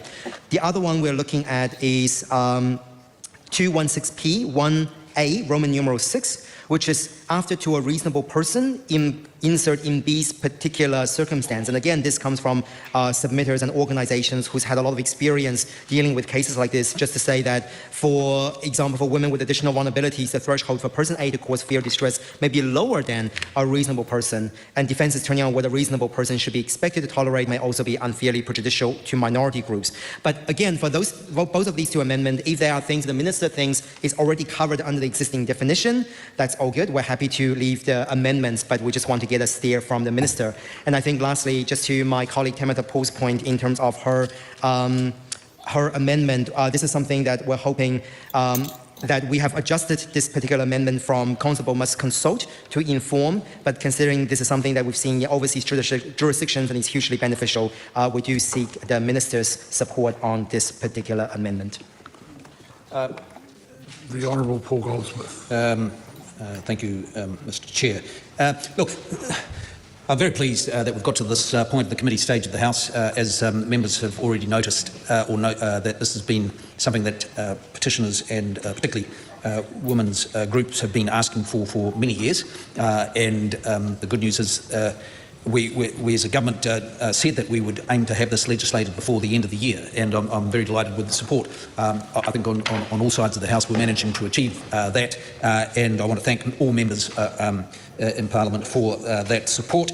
The issue that has been raised a couple of times already is around the question of the mens rea, and people tuning in might be wondering what that is. But in terms of, there's been great debate about the test, because what this legislation does is criminalise stalking and harassment, and it includes a very wide range of behaviours. So watching, following, loitering near, or obstructing a person, recording or tracking a person, contacting or communicating with a person, damaging or devaluing or moving or entering or interfering with property, and a long list of things. And of course a lot of those things people do on a regular basis in many ways, and so we held it was important to include a standard that, quote, knowing that the pattern of behaviour is likely to cause fear or distress. Knowing that the pattern of behaviour is likely to cause fear or distress, and doing two of such things within a 2-year period. And so we think that's important. If you took that away and just said ought to know, or lowered that threshold, there is a real risk that there is a potential maximum 5-year prison sentence, and if there was a lower standard, there is a risk, given the wide net of specified acts, that we would subject people who are annoying but innocuous to being liable to a lengthy prison sentence. And so that's why we do think that the clear hurdle of knowing that the pattern of behaviour is likely to cause fear or distress is important. And of course, I mean, a lot of behaviours where it's threat of harm made to a victim would obviously be that, but in other situations a prosecutor would only need to show that a victim or a friend or a family member told the stalker that they were scaring the victim, and that would deliver that. And of course we've also developed a police notice to take that even further. I just want to mention briefly, the National Party has decided to agree to Tamitha Paul's Amendment 439 about consulting. A constable must inform person B before providing a notice under the Secession Act. So that police inform victims. Now that was something that was raised by committee members and submitters. The advice I've had is that police operational guidelines already require staff to consult with victims when decisions are made to issue warnings or other notices. So we don't think it's strictly necessary, but we're prepared to accept that one. But otherwise, we're keen to get this legislation through, and happy to answer. Mr. Chair. Todd Stevens. Now that is really interesting. That Goldsmith even considered Tamitha Paul's amendment and accepted it. Okay. It's because it's logical. Yeah, that is okay. That's the thing, like, as I say, credit when credit's due. Yeah. I mean, there is still a potential issue with this bill that I did find. So Labour Greens Party Māori wanted an ought to know or ought to know test, right? So objective, reasonable person test, right? Arguing that stalkers can easily claim they didn't know, even if the victim explicitly told them to stop. So that is something that is unfortunately can still remain to be quite a significant loophole in this legislation. And I'm glad that Labour, the Greens, Te Pāti Māori brought that up, because that does happen. You go, oh no, I just walked here. It's like, I'm not following you. What are you talking? Like what you just said before. It's like, oh no, I'm just shopping here. I just happen to be conveniently here at the same time you're here. Yeah, and always are. Yeah, and always are. And unfortunately, this bill is not really going to address that type of denial. I did wish that amendment was taken in. Yeah. So, talking about the firearms gap from before, the bill will prohibit firearms under conviction, but it does not automatically suspend a license or remove firearms upon charge. So, so there is that. In the legal sense, that under innocent until proven guilty, legally speaking, that is right. Yes, and under innocent until proven guilty. Yeah, and I 100% agree with that. Innocent until proven guilty. You are running a bit of a gamble, though. I think there needs to be a bit of discretion here. You can always put as bail conditions as to what's called to surrender the firearms license. Mm-hmm. So that can be done as a bail condition. But that shouldn't be written into law at the point of charge, because the judge can already do that with bail laws as it is, that you surrender all firearms or a firearms license while the litigation is pending. Yep. Yeah. So there is already procedure. There's already things under the Bail Act that already covers that. Okay, let's see what Todd Stevenson's got to say. All right. Say something good, please. Yes, thank you, Mr. Chair. Just a question for the Minister. Just in relation to the amendment paper by Tamitha Paul, and it does seem sensible, but I do want to just understand in more detail what the actual term consult does mean. And you referred to police operations already consulting, but what is actually consulting in this case with person being mean, and would that actually... we just want to understand a bit more about what that means, and just to make sure that this isn't going to be inhibit actually people being charged under this regime. Well, my reading of the amendment 439 is that the constable must inform person. So the word consult is not used, it's inform. 439. Have I got that? No. That's what I'm asking. It actually does use the word consult. Maybe we might be able to explain. Just the Minister, feel free to take... Sorry, Mr. Chair. Dr. Lawrence Zuna. Thank you, Mr. Chair. Just to clarify for the Minister and also for the member, the amendment paper 439 does in fact say consult, but that's not the paper that we're going to be looking at. It is a new tabled amendment that we just put forward. It should be available on there. And it's also under the name of Tamitha. We are no longer looking support for amendment paper 439. It's the new one. Okay, thank you. Helpful clarification, but maybe if the Minister can just make sure he has the right amendment paper and we are clear about what we're agreeing to. Yes. Feel free to take time to sort out. You're right. Yes, I'd just like to know what number of the... They're both 439. The previous one was withdrawn. So 439 is the one that's... So it is 439. It's just a different 439 than what we did.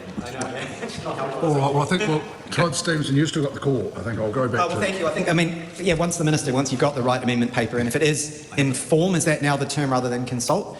Maybe if the Minister just wants to comment on the term inform, but it does sound then it's like a very straightforward amendment. But it's probably good that we have that clarity at this stage. This is the interaction we really want in a committee of the House. Chair. Okay, so what was that in relation to the stalker? The stalker? It's like consult the stalker or inform the stalker. Well, I hope that it's more informing the stalker. I think it's informing the victim first. Yeah. You got to informing rather. Could you consult? Yeah, you probably should consult with the victim. Yeah. It's like, are you sure you'd like me to file a temporary order to sit there and do this in the meantime until the court's open so you can file for a protection order? Like that would just, to me, like that's being a good police officer. Yeah, I mean, I've got friends that work in the force. Like, normally, yeah, you would consult. You wouldn't just go, right, this is what we're doing. That comes afterwards. Yeah, exactly. Yeah, you make sure that you're actually achieving what you want to achieve. Yeah, I'm just glad that that everyone is on the same page and not being cringe on this bill. That's good. Yeah, exactly. No, it was quite interesting, just the backwards and forwards. Yeah. Okay, let's see more from.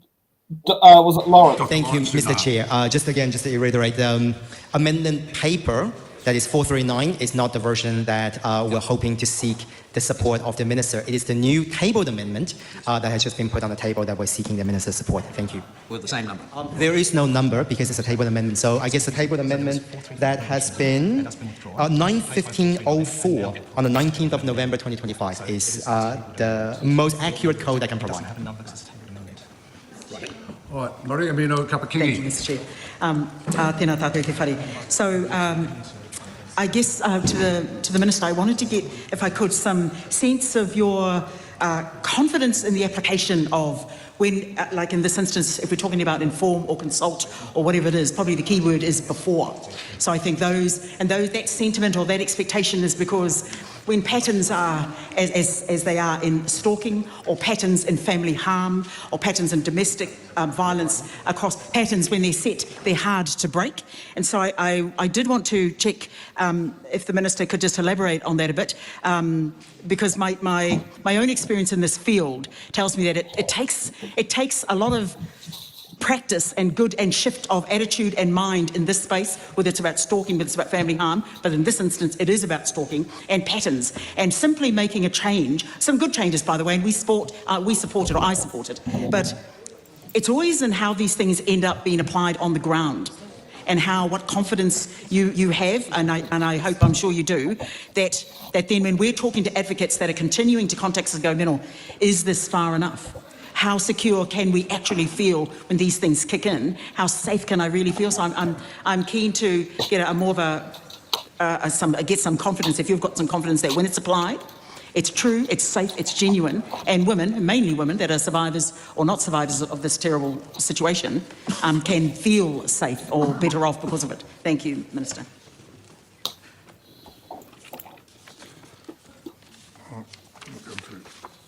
The question is that Honourable Ginny Anderson's amendment to Clause 4, new section 21601B, to replace knowing with having reasonable grounds to believe, be agreed to. All those in favour say aye. To the contrary, no. No. The noes have it. Party vote is called for. Please conduct a party vote. New Zealand National. 49 votes opposed. New Zealand Labour. 34 votes in favour. Green Party of Aotearoa New Zealand. Te kamarima ngā poti whakaai.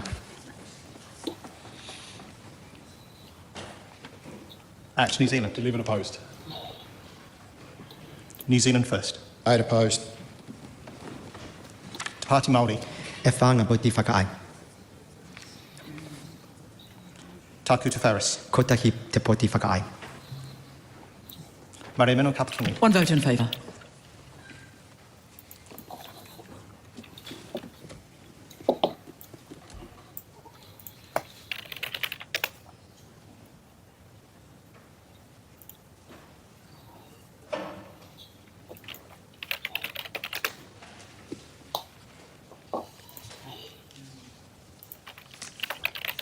The ayes are 55, the noes are 68, the question is not agreed. The question is that Honourable Ginny Anderson's amendments to Clause 4, new section 21601B, to replace knowing with without believing on reasonable grounds, and replace likely with unlikely, be agreed to. All those in favour say aye. Aye. To the contrary, no. No. The noes have it. Party vote is called for. Please conduct a party vote. New Zealand National. 49 votes opposed. New Zealand Labour. 34 votes in favour. Green Party of Aotearoa New Zealand. Te kamarima ngā poti whakaai. Act New Zealand. 11 opposed. New Zealand First. 8 opposed. Te Pāti Māori. E whā ngā poti whakaai. Taku Te Wharis. Kotahi te poti whakaai. Mare Mino Kapakini. 1 vote in favour.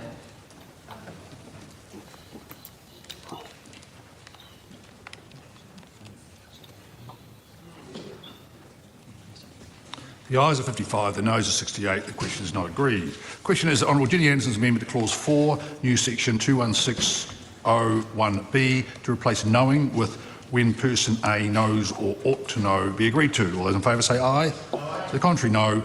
Noes have it. Party vote is called for. Please conduct a party vote. New Zealand National. 49 votes opposed. New Zealand Labour. 34 votes in favour. Green Party of Aotearoa New Zealand. Te kamarima ngā poti whakai.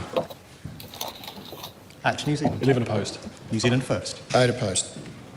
Te Pāti Māori. E whā ngā poti whakai. Tāku Te Ferris. Ko tahi te poti whakai. Mare Meno Kapakini. 1 vote in favour. The ayes are 55, the noes are 68. The question is not agreed. Honourable Dr Duncan Webb's amendment to Clause 4, new section 21601B, to replace knowing with in circumstances where they know or ought to know is out of order as being the same in substance as a previous amendment. Dr Lawrence Unan's amendment to Clause 4, new section 21601B, to replace knowing with that person A knows or ought to know is out of order as being the same in substance as a previous amendment. The question is that Tamitha Paul's amendment to Clause 4, new section 2160, set out on AP number 439, be agreed to. All those in favour say aye. To the contrary, no. Noes have it. Party vote is called for. Please conduct a party vote.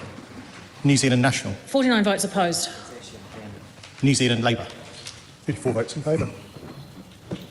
Green Party of Aotearoa New Zealand. Te kamarima ngā poti whakai.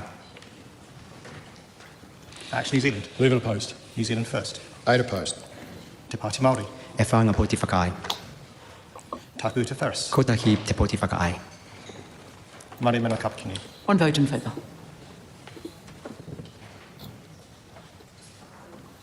The ayes are 55, the noes are 68. The question is not agreed. The question is that Tamitha Paul's tabled amendment to Clause 4, new section 2160, inserting subsection 3A, be agreed to. All those in favour say aye. To the contrary, no. The ayes have it. The question is that Dr Lawrence Unan's tabled amendment to Clause 4, new section 216P1AV, be agreed to. All those in favour say aye. To the contrary, no. The noes have it.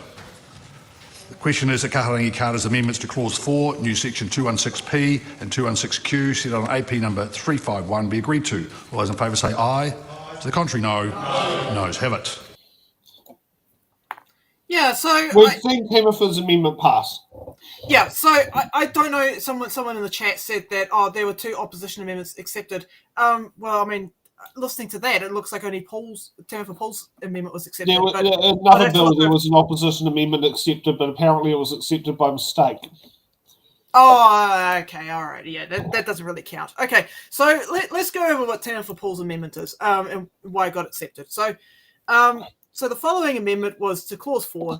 So after Clause 4, blah, blah, blah, insert a constable must consult person B, which is the victim, before providing a notice under subsection 3. So let's get past the wonkery and let's just explain what this means simply. So basically it amends the Crimes Legislation Amendment Bill to ensure that police consult victims and survivors before issuing offenders with a formal notice for specified offending. So that's good.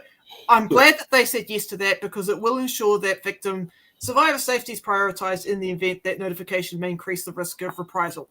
Yeah, very good. Okay, I'm glad that no one was stupid and everyone said yes to that one. Yeah. And you probably gathered when it came to the no's, people just gave up trying to do party votes after that. Yeah, it's just, yeah. Okay, so that's fine. I'm happy with that. But yep, cool. Glad that everyone agreed. Yeah. So, okay, do we move on to the third reading part of that bill? I mean, we've pretty much, that's the problem. When everyone agrees with each other, what is there to cover? You can only explain what the amendment does and what it's going to mean for you. But apart from that, it's just like, I haven't really got any commentary apart from, yep, cool. I mean, I'd say with the time, go for Paul Godson's speech, followed by Tamitha Paul's speech. I think those are the ones that probably are the more important ones to go with. Yeah, just run them back to back. Yeah. Okay, let's kick it off. Statement on the Crimes Legislation Stalking and Harassment Amendment Bill. That legislative statement is published under the authority of the House and can be found on the Parliament website. I move, Mr Speaker, I move that the Crimes Legislation Stalking and Harassment Amendment Bill be now read a third time. Mr Speaker, stalking and harassment is vicious, sinister and can be deadly. After years of discussion, this government has strengthened the law to put a stop to this insidious behaviour and to keep victims safe. Stalking and harassment, sadly, can affect any New Zealander. However, women are greatly overrepresented as victims by the deluded, the sexist and the abusive. Even worse, their children are frequently exploited to surveil victims, pass on threats or even be threatened themselves. This bill will help to protect everyone, but especially women and their families. This bill would not be possible without the tireless advocacy and help of many people. Last year's petitioners championed this cause, and I want to personally thank the Coalition for the Safety of Women and Children for organising the petition. I'm pleased that as a government and indeed as a parliament we've been able to keep our commitment to pass legislation before the end of this year. I also want to thank the more than 600 submitters to the Justice Committee. Many of them bravely shared their own stories, experiences and the impact of stalking and harassment on their lives. The Justice Committee itself deserves special thanks. They listened carefully to those stories to improve the bill for everybody's benefit. The committee's work that shows that when an important issue comes up, the House can work together to make a difference for all New Zealanders. I'd like to take a moment to step through the important aspects of the bill. The bill amends the Crimes Act to create a new offence of stalking and harassment. The new offence is defined as a pattern of behaviour which the offender knew was likely to cause the victim fear or distress. The pattern of behaviour is defined as 2 specified acts within a 2-year period. These specified acts are listed in the bill and are broad. The police notice system and relevant defences are also built into the new offence. Supporting amendments are made to other legislation. These changes increase protections for victims and their families. Protections include allowing the Harmful Digital Communications Act and restraining orders to be made at a sentencing for the new offence, adding the offence to the firearms prohibition order regime and preventing intimidation when giving evidence. Together, the offence and these supporting amendments provide a comprehensive response to criminal stalking and harassments. This has all been drafted very carefully. Stalking and harassment is difficult to address because it can be done by any person in any way to anyone and can occur through an open-ended list of behaviours, making up a pattern of behaviour. The bill cuts through this problem with a solution, a wide net. It's drafted to be absolutely clear that a wider range of behaviours can be stalking and harassment. What really matters is the impact of that behaviour. And so it casts the net in 3 ways. First, the specified acts are drafted broadly. They capture many different forms of stalking. As an example, many people asked if a specific behaviour of making intimate visual recordings would be captured by the bill. I'm pleased to say absolutely. This behaviour is captured by the widely defined specified act of tracking or recording. This specified act could also capture audio or any other kind of intimate recordings made in public or private. Second, the bill states that a specified act is captured if it is done, quote, in any way, including directly or indirectly. This makes it clear that a stalker or harasser cannot work around the offence with technology or covert strategies. To continue my previous example, people asked if using spyware apps to film victims through their phones would be captured. Again, this is captured by the specified act of recording or tracking with the assistance of these in any way rules. Third, the bill states that a specified act is captured even if it is done through a third party. This might include a friend, teacher, relative, or even a business. This addresses an especially worrying problem I mentioned earlier, abusing the trust and innocence of children to stalk parents. This might be asking a child to pass on threats to their parent, spy on their parent, or even stalking the child itself. Of course, the other defining feature of stalking and harassment is its repetitiveness. In this bill, a pattern of behaviour. It's been a subject of extensive debate in the media and in this House. As a result, the bill has changed through the Select Committee process and has a wider pattern of behaviour of 2 specified acts in 2 years. This is an important refinement of the bill. Similarly, the mental element, the mens rea for this offence, which has also been heavily debated and just also in the committee stage. I do remain satisfied that the current standard quote, knowing that the pattern of behaviour is likely to cause fear or distress is appropriate for two reasons. The first, that the standard does capture the many motivations behind stalking and harassment. Those opposed to the standard argue that defendants will get away with stalking through their lies and delusions. And I understand that worry, but I have every confidence that our prosecutors and ultimately our juries are not so easily fooled. In many cases, knowing fear or distress was a likely outcome will be implicit by the nature of the behaviour, for example, where threats of harm are made. But in other situations, a prosecutor might only need to show that if a victim, a friend or a family member told the stalker they were scaring the victim. And then thirdly, there's a police notice system takes it further if it's issued to a stalker but the behaviour continues. A presumption of knowledge is established against the stalker. Second, as lawmakers are responsible for maintaining proportionate offences, the offence has a significant maximum penalty of 5 years imprisonment. And if we lower the standard to such as ought to have known, alongside the very wide net of specified acts, we risk losing proportionality. And so I understand why people feel very strongly about it, but I'm convinced that the current draft and legislation achieves the right and appropriate balance. I'm mindful that laws are only effective as their enforcement, and to give the police agencies time to properly prepare for the new offence, a bill will come into force 6 months after the royal assent. Time will be used to set up the systems necessary for an effective response. Before I conclude, I'd like to thank advocates, submitters and members of the House who have supported this bill.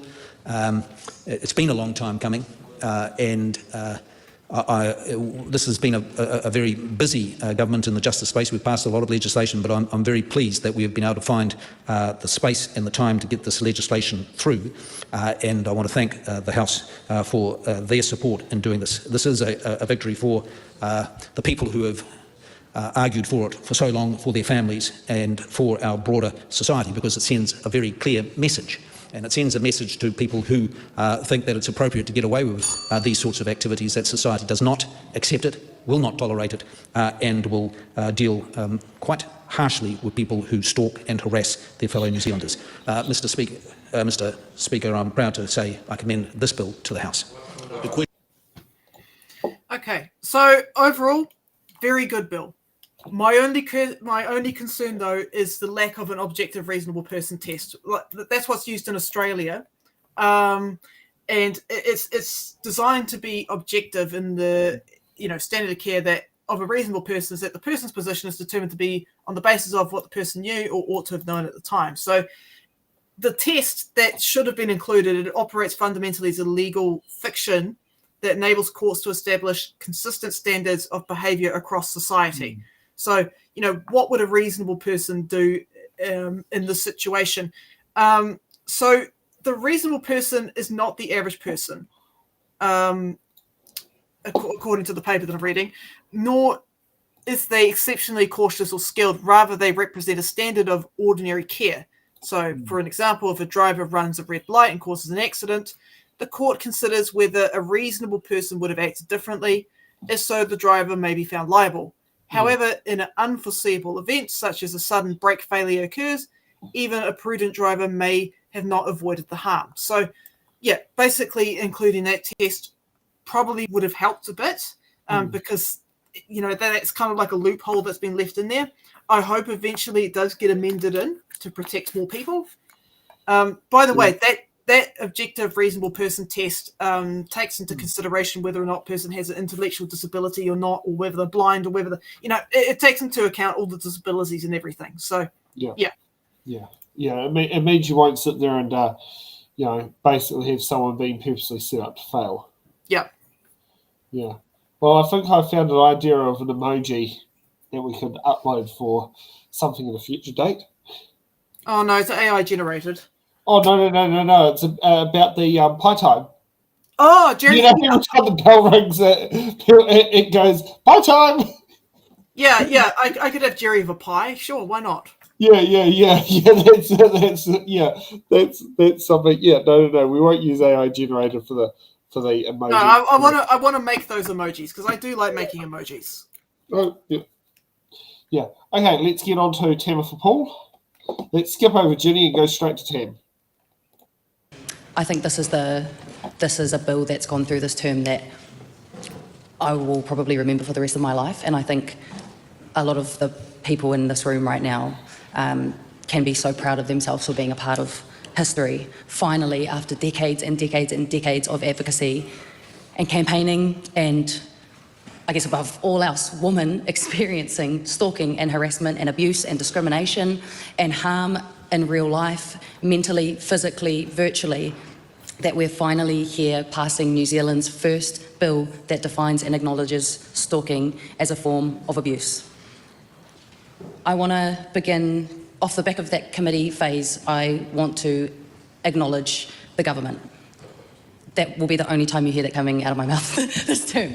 But I do want to acknowledge the Minister Goldsmith, for accepting our amendment to this bill, and through accepting that amendment, strengthening this bill for survivors.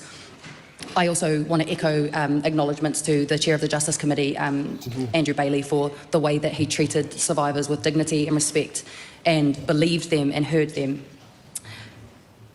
Most importantly, I want to acknowledge survivors who have endured experiences of stalking. In particular, there are two women that come to mind. The first is Zeni Gibson.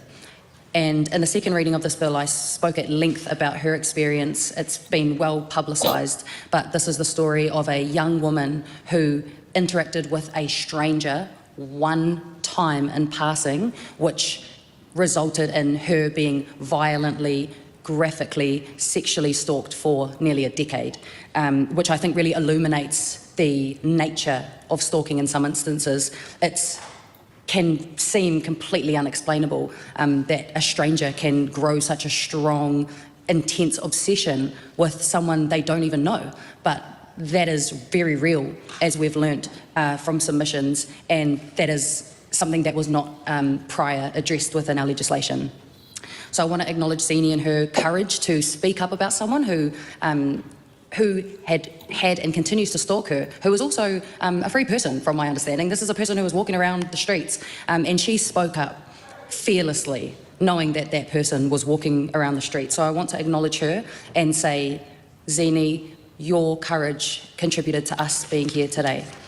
But there are other survivors who are not here today to see this finally happening. And I also want to mihi to Fazana Yakubi and just the regret in which we come to this today, having lost so many women, because we experience too much violence in this world and in this society, but also because we didn't have the laws in place or the police protocols in place to keep her safe. Most importantly, there have been tireless advocates who have fought for this bill, and there is nobody who has been more vocal in getting us here today than the incredible, formidable, compassionate, amazing person that is Leonie Morris. She has met with all of us in this room. She's met with every party. She has, more importantly, met with countless survivors and made sure that their voices have been what has been the driving force, and she's done this for a really long time. So Leonie, I know you're watching at home. This is the fruits of your labour, and what a legacy to be proud of and to, you know, share with people for generations to come. I also wanted to acknowledge a few other people who have been instrumental in getting this law, including Awatea Mita, who led the campaign for Auckland Women's Centre, and also, of course, our very own Jan Logie, whose work in the sexual violence space has set the groundwork for laws like this to come into place. Obviously, Ginny Anderson, who was a massive part of this bill's inception, and every other woman who has fought tirelessly for this bill, and, of course, allies. This bill is unique because it acknowledges the impact of psychological harm. It's also unique because of a point that Awatea Mita, who was an advocate for this bill, continued to lament throughout submissions on this bill, and that is that this bill establishes and recognises patterns and context. You know, if you look at the specified act, some of these things might not seem obvious as crimes, you know, things that could come across as innocent or acts that could come across as innocent if you were looking at them objectively without context. Things such as sending a message or dropping a letter in someone's mailbox. These things might seem, you know, relatively innocent. However, this bill acknowledges that when you have a pattern of behaviour is when the psychological harm can come about, and it acknowledges the context in which these behaviours happen. And those are two things, pattern and context, that weren't formally recognised within our laws. I really want to acknowledge the changes, the positive changes that have been made throughout the Select Committee process and following that. I think that this bill represents the best of our democracy. It's an example where submitters were heard and their changes, which were pretty substantial changes, have been incorporated. So thanks to those submitters and thanks to the willingness of collaboration from the government and from all parties, we've managed to get the specified acts down from 3 acts to 2 acts. We've managed to get the timeline expanded from 12 months to 2 years. We also tried new techniques of collecting submissions for this. So Jenny and I proposed that we use social media as a way to elicit submissions for this bill. We also have been, through the Select Committee process, pioneering the use of anonymous submissions, which I think is something we need to do more when it comes to sensitive matters around family and sexual violence. And as we just did in the House, we accepted the amendment paper around police notification, which I'm so happy about, because in June it was pointed out that there was a gap in this legislation, which meant that when police served that initial notification to the perpetrator, they did not have to consult, inform or gain consent from the victim. And we were really concerned about this, and here's a quote from Leonie Morris. One thing that we're very concerned about is that at the moment, police can notify a stalker that he has been stalking, that he'll be breaking the law if he does it again. We're happy with that, but we don't want police to do that until they've notified the victim that that's what they're going to do. And they've talked through with the victim a safety plan. Because otherwise, if just out of the blue he is told that she's gone to the police and the police are now saying to him, you need to be much more careful with your behaviour, he could retaliate against her. And we worked through different iterations of this amendment to make sure it was one that everyone was happy with. We went from requiring written consent, which was just going to be too hard, was going to be too difficult and not necessarily victim focused. So we moved from that to consult, and then we're informed by government advisors that inform is the best language for that. So another example of collaboration, democracy, and what Committee of the Whole House should be for. I've only got a minute left. And it's so hard to wrap up the last year working on this bill in a minute. But there's still work to do. I think the online space where a lot of stalking and harassment takes place is an area that we really have to cast our minds to. I know there are some bills that will be coming through the House that address some forms of this around deepfakes, and we look forward to supporting that. But there's still massive gaps in the way that people can use social media and online websites to stalk and harass other people, so we need to address this. We need police to get this right, and that is why we put our amendment paper forward, and we need more funding for things like the Fixed Threat Assessment Centre, who deal with people who have got the psychological illness of obsession with people and abusing them through that obsession. So thank you, Mr Speaker. Thank you to everyone in the House today. We can be really proud of ourselves when we go home tonight. And to all of the survivors, we hear you and we're here because of you. Honourable Karen Shaw. No, let's not end on Karen Shaw. No, I don't know how that would go. Yeah, I don't want to ruin what is effectively a good ending. But yeah, good job, everyone. I mean that. Good job, everyone in Parliament. Because yeah, I'm so glad no one farted around with this one. Okay, there was a bit of farting around from Act, but I'll forgive that this time. But yeah, good job. This is going to be a good foundation for future amendments or anything that needs to be put on top. At least we've got a definition now in this country for stalking. Good. W. We love it. But yeah, I don't have any more to add on to what Timothy said other than good job. And shout out to all the victims. That is weird. That is a weird sentence for me to say. Shout out to all the victims. But seriously, to actually come out and sit and do it, and that makes it a clear example of where you need a situation where you need the ability to put in anonymous submissions. Oh, absolutely. Because, I can see if that wasn't anonymous, you could see some of those perpetrators using that as ammunition to re-victimize their victims. Absolutely, and I thought that was a great approach to getting consultation done with victims is by having the anonymous system. Very good. Good job, everyone. So you wanted to go over some pinned comments, did you? Yes. Yep. I don't know too much about Jenny because I don't see her too often. In general, I would say the Jenny interactions have always been more positive and forward-looking than other New Zealand First MPs. Mark Patterson's another one. Like probably the other two, like they are part of I'd like to call 2017 New Zealand First. Yeah, they're not as cooked as the other members. And also for other ones to know, Andy Foster has been New Zealand First member for at least 10, possibly 15 years. Yeah, he's It's not the first time he's actually stood for Parliament for New Zealand First. This is just the first time he's got in. Yeah. But he's stood both. He stood in 2017. He didn't stand in 2020 because he was mayor at the time of Wellington, but he did stand in 2017, and he stood at a different point in time for National way, way, way back. Yeah, I mean, I'll say this: Andy Foster is probably the best thing in New Zealand First at the moment. Don't get me wrong, I don't like New Zealand First as a party. They're a flip-flop party, right? Yeah. I don't know where they land. Like, you got Winston Peters running around going, "Oh, I changed my mind 2 days after voting yes on the RSB." You know, it's Yeah. like, dude, come on, where's your principles gone? Exactly. I'll give this to Andy. At least he tries to steelman the opposition's arguments. I do appreciate that about him. Now, here's what I don't like about New Zealand First. They can fuck right off with the whole banning gender affirming care. Yep. You know, I don't like that. Why did they even jump into that? I don't like the fact that they have Shane Jones running around telling people to go back to Mexico. Like, what the fuck, man? Yeah. Which can only be targeted at one particular MP, because there's only one MP in New Zealand that meets that criteria. It meets that, which is Ricardo. But I mean, but Andy Foster makes me go, huh? There's actually normal people in the party. Yeah, and it's having those normal people on select committees. Yeah, that's the thing. You know, Andy Foster is actually a chair of a select committee. What's it called? Jenny Markov is on select committees. Yeah. Mark Patterson, I do believe he is a minister, but he does pop up from time to time on different random select committees, but he's not officially a select committee member. But because he's not in cabinet, I think he can do that. I don't know. Here's the next one. How do I? You can't. Unfortunately, because we don't have. Do we have STV? We don't. Did you guys? No. I want that to be a thing. Please make it a thing.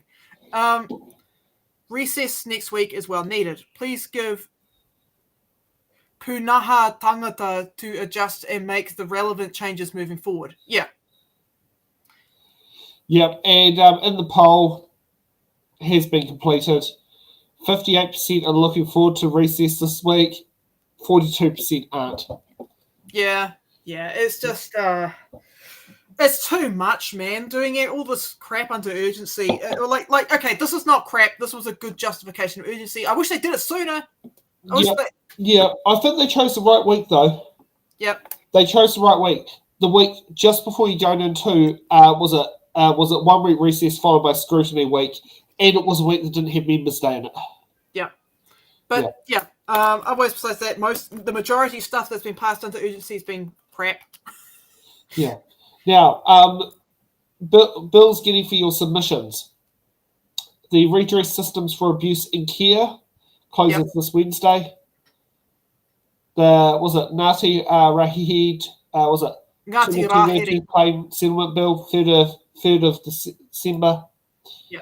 The Life Jackets for Children and Young Persons Bill, Thursday, the 11th of December. The bill we just covered, the Land Transport Revenue Amendment Bill, closes on the 8th of January. Yep. So definitely a lot that is on the cards on there. And I think here's something we should have a little bit of a look at before we disappear. Hi, Craig. Hello, my name is Craig Rennie, and I'm delighted to announce that I'm standing for Labour in the 2026 election here in Wellington Bays. We all know this area has done it tough over the past 3 years, and we need to see positive change in all the communities around here. I'm standing to deliver that for you, and I'm standing to deliver that here in Rangatahi. I spent my career fighting for workers, for working people, and helping to build better jobs, build a better economy, and fight against needless public service cuts that are affecting essential services like our health services here at Wellington Regional Hospital. Our hard-working families, students, and businesses all deserve a strong voice in Parliament. Join us, contribute, donate, and come help us make Wellington Bays Labour in 2026. Yeah, this is the only time I'm mad with Craig. Why are you running against Julianne Genter? Why? I know. It's that really weird situation of literally in the electorate, and like I'm literally stuck in that voting problem. It's like, Like, I want who do both I of vote you. for? Why? Do I vote for Julian or do I vote for Craig? Stop making me choose. Yeah, I mean, I don't think Like, I'm literally in that vote unless I magically move out of the constituency in the next 12 months. Yeah, it's like, please, God, I want both. I want both from Parliament. Don't Yeah. make this harder than it needs to be. Labour, please, no. Yeah, I know. And considering the seat itself has become a bit more green, I do like the fact that 3 of the clips that were done in there were in Newtown. So I like the fact he made a lot of effort for Newtown as the treasurer of the Newtown Residents Association. Good job, Craig. I do like the fact he did the Roxy Cinema in was it the no, not the Roxy. It was it's the one in Island Bay was in there. I'm still trying to gather which park he's standing on the top of the hill of. Right.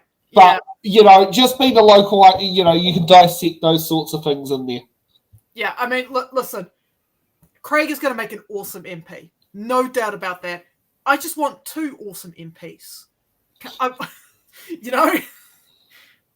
Yeah, it's like, I know Kiwi Skirt would be, whoops, sorry, wrong chat. Yeah, I know you'll be voting Craig because you're Labour. But yeah, it's like, please, I just want both.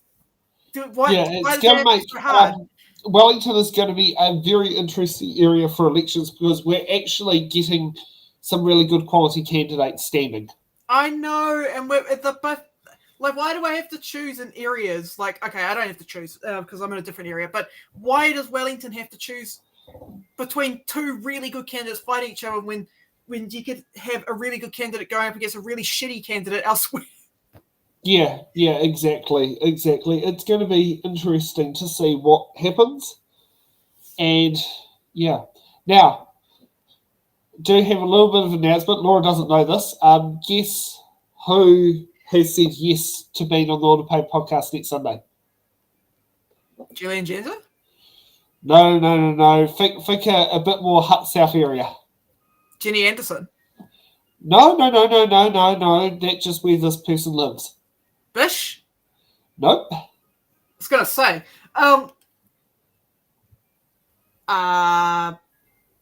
Pass. Bree Elliott. Oh, okay. Right. Yeah, bring her on. Remember, Bree does say my local MP's Chris Bishop. Yes. She's open about it. Yep. I am so mad about the electorate changes. It is one of those downsides of what happens when the South Island population grows faster than the North. Yeah. Which is, as I say, it's that one-time anomaly that this happened. I mean, funny thing is, this happened also in Australia as well. So the previous term in Australian Parliament had 151 MPs. Then it went down to 150, and we've gone from 72 electorates down to 71 electorates. It's like, look, I'll make a deal, okay? Craig, you can be MP for Chatham Islands. Yeah, yes, but that only has 3,000 people. That's that is like 65,000 short of the quota. I don't care. It's the only way we get both of them in. Craig can be the Lord of the Chatham Islands. Well, he could be. I can give him the phone number to the CEO of the Chatham Islands District Council. There you go. Because he's the former MP for Rongotai Paul Eagle. Hey, look, if Julian Genter, for whatever reason, doesn't get back into Parliament, please, can we have a run for mayor or something? I don't know. I mean, put it this way. Or have Craig Rennie run for mayor. Have him go against Andrew Little. Yeah, I doubt that that's going to happen. Labour with Labour. Yeah. No, I'm not sure if Julian will cross the line, though. That's the interesting thing, because there are some people out there who still, want to mention something. Like, one person, keeps reminding me about Laura Newman from Four Seasons Flowers and the Julian encounter. And, she believes Laura Newman's right. But no one locally who lives in Newtown believes that because they just find Laura Newman a nuisance. Yeah. I don't know, man. Craig Rennie has made quite some ripples in the water. I think it's going to be a very tight race. It will be tight. I mean, put it this way. The last election had a good national candidate, a subpar Labour candidate, and Julian Genter go for it. If Labour, see this time around, Labour has not put Fleur Fitzsimons forward. Okay, and I believe that is partly why the seat flipped to Julianne, because it was said around. This is like local knowledge over the area. If the national candidate Karuna Mafu was Labour, he would have won the electorate hands down. He was trying really hard to win the electorate. Him trying to go for it and Julianne trying to go for it really made it into a very interesting toss-up. Yep. Yeah, and I'll tell you this right now. Last election, I was tossing up, and some people might shoot me down for this. Do I vote for Julianne or do I vote for Karuna? Mm-hmm. That was what I was tossing up with. So it was a difficult choice. Julianne won out on the day, but I was tossing up who do I give the vote for. Yeah, this is one of those moments where I'm glad I'm on the Māori electorate, because I'm just like, I don't have to make hard choices. Or you get situations like Stacey, who was like pissed off that she couldn't vote for anyone but Green on the Māori electorate. Yeah. Okay, so yes, we got Brie next Sunday. And the following week, we got Scrutiny Week, which will have 5 weekday shows at 7 p.m. And I'm sorry to our fans at Aotearoa today. We will be clashing on Monday. However, Detective Rogers, if you're available on Tuesday, Wednesday, or Thursday, we're happy to welcome you back in. Are you doing a show on Monday? 2 Mondays away for Scrutiny Week. Oh, okay. Why are we doing a show on Monday? Can't we just do it on Wednesday? Monday, Tuesday, Wednesday, Thursday, Friday for the different Scrutiny Week, because that's Scrutiny Week in Parliament, so there's so much footage to cover. You don't have to be there, Laura. I frankly, I'd be quite happy just for Aotearoa tonight to cover it. We've got so much. Yeah, it is literally reacting live on the day. Okay. Yeah. Well, good luck with that. I won't be available during the week. That's right. I thank goodness I don't have a Newtown Residents Association meeting this time round. Yeah. Okay. Because that's what happened last time, and then Ray accidentally hit live stream to everything on the thing one time because something went wrong, and so we were live streaming to pull the other one's YouTube channel at the same time. Oh, shout out to Paul. Anyways, okay. So with that said, I'm probably just gonna go off and eat dinner now because we're like. That's right, and we'd love to see an emoji for Jerry Brownlee and Pie Time. Jerry Brownlee and what? Pie Time for the ding. Oh, pie! I thought you said pie time. I'm like, question time. Pie time. And we need David Seymour to have one with the $3 failure for the school lunches. I'm sure I can have him eat a school lunch and make that work somehow. And then put it on the bottom of it, the $3 failure. I don't know how that works as an emoji, because if you look at emojis, right? Their faces. They're quite simple, and there's no text or anything. So if we can find a picture of him eating a school lunch, that'd be good. And yeah, Jerry Brownlee with the pie. Yeah. Yeah. Be pie time. Uh-huh. Yeah. Okay. Let's roll the closing credits. Thank you for watching the Order Paper, your express ticket to the New Zealand House of Representatives. Every episode, we unravel the complex world of legislation, debate, and democracy. From bills to select committees, we've got it all covered. From our team of political commentators who will dissect and explain what's happened so you can remain up to date on what's happened in the Aotearoa, New Zealand Parliament. To support our channel, you can become a Patreon member at patreon.com/it'sintheballot. The Order Paper podcast is brought to you by It's in the Ballot Productions, live at 8 p.m. New Zealand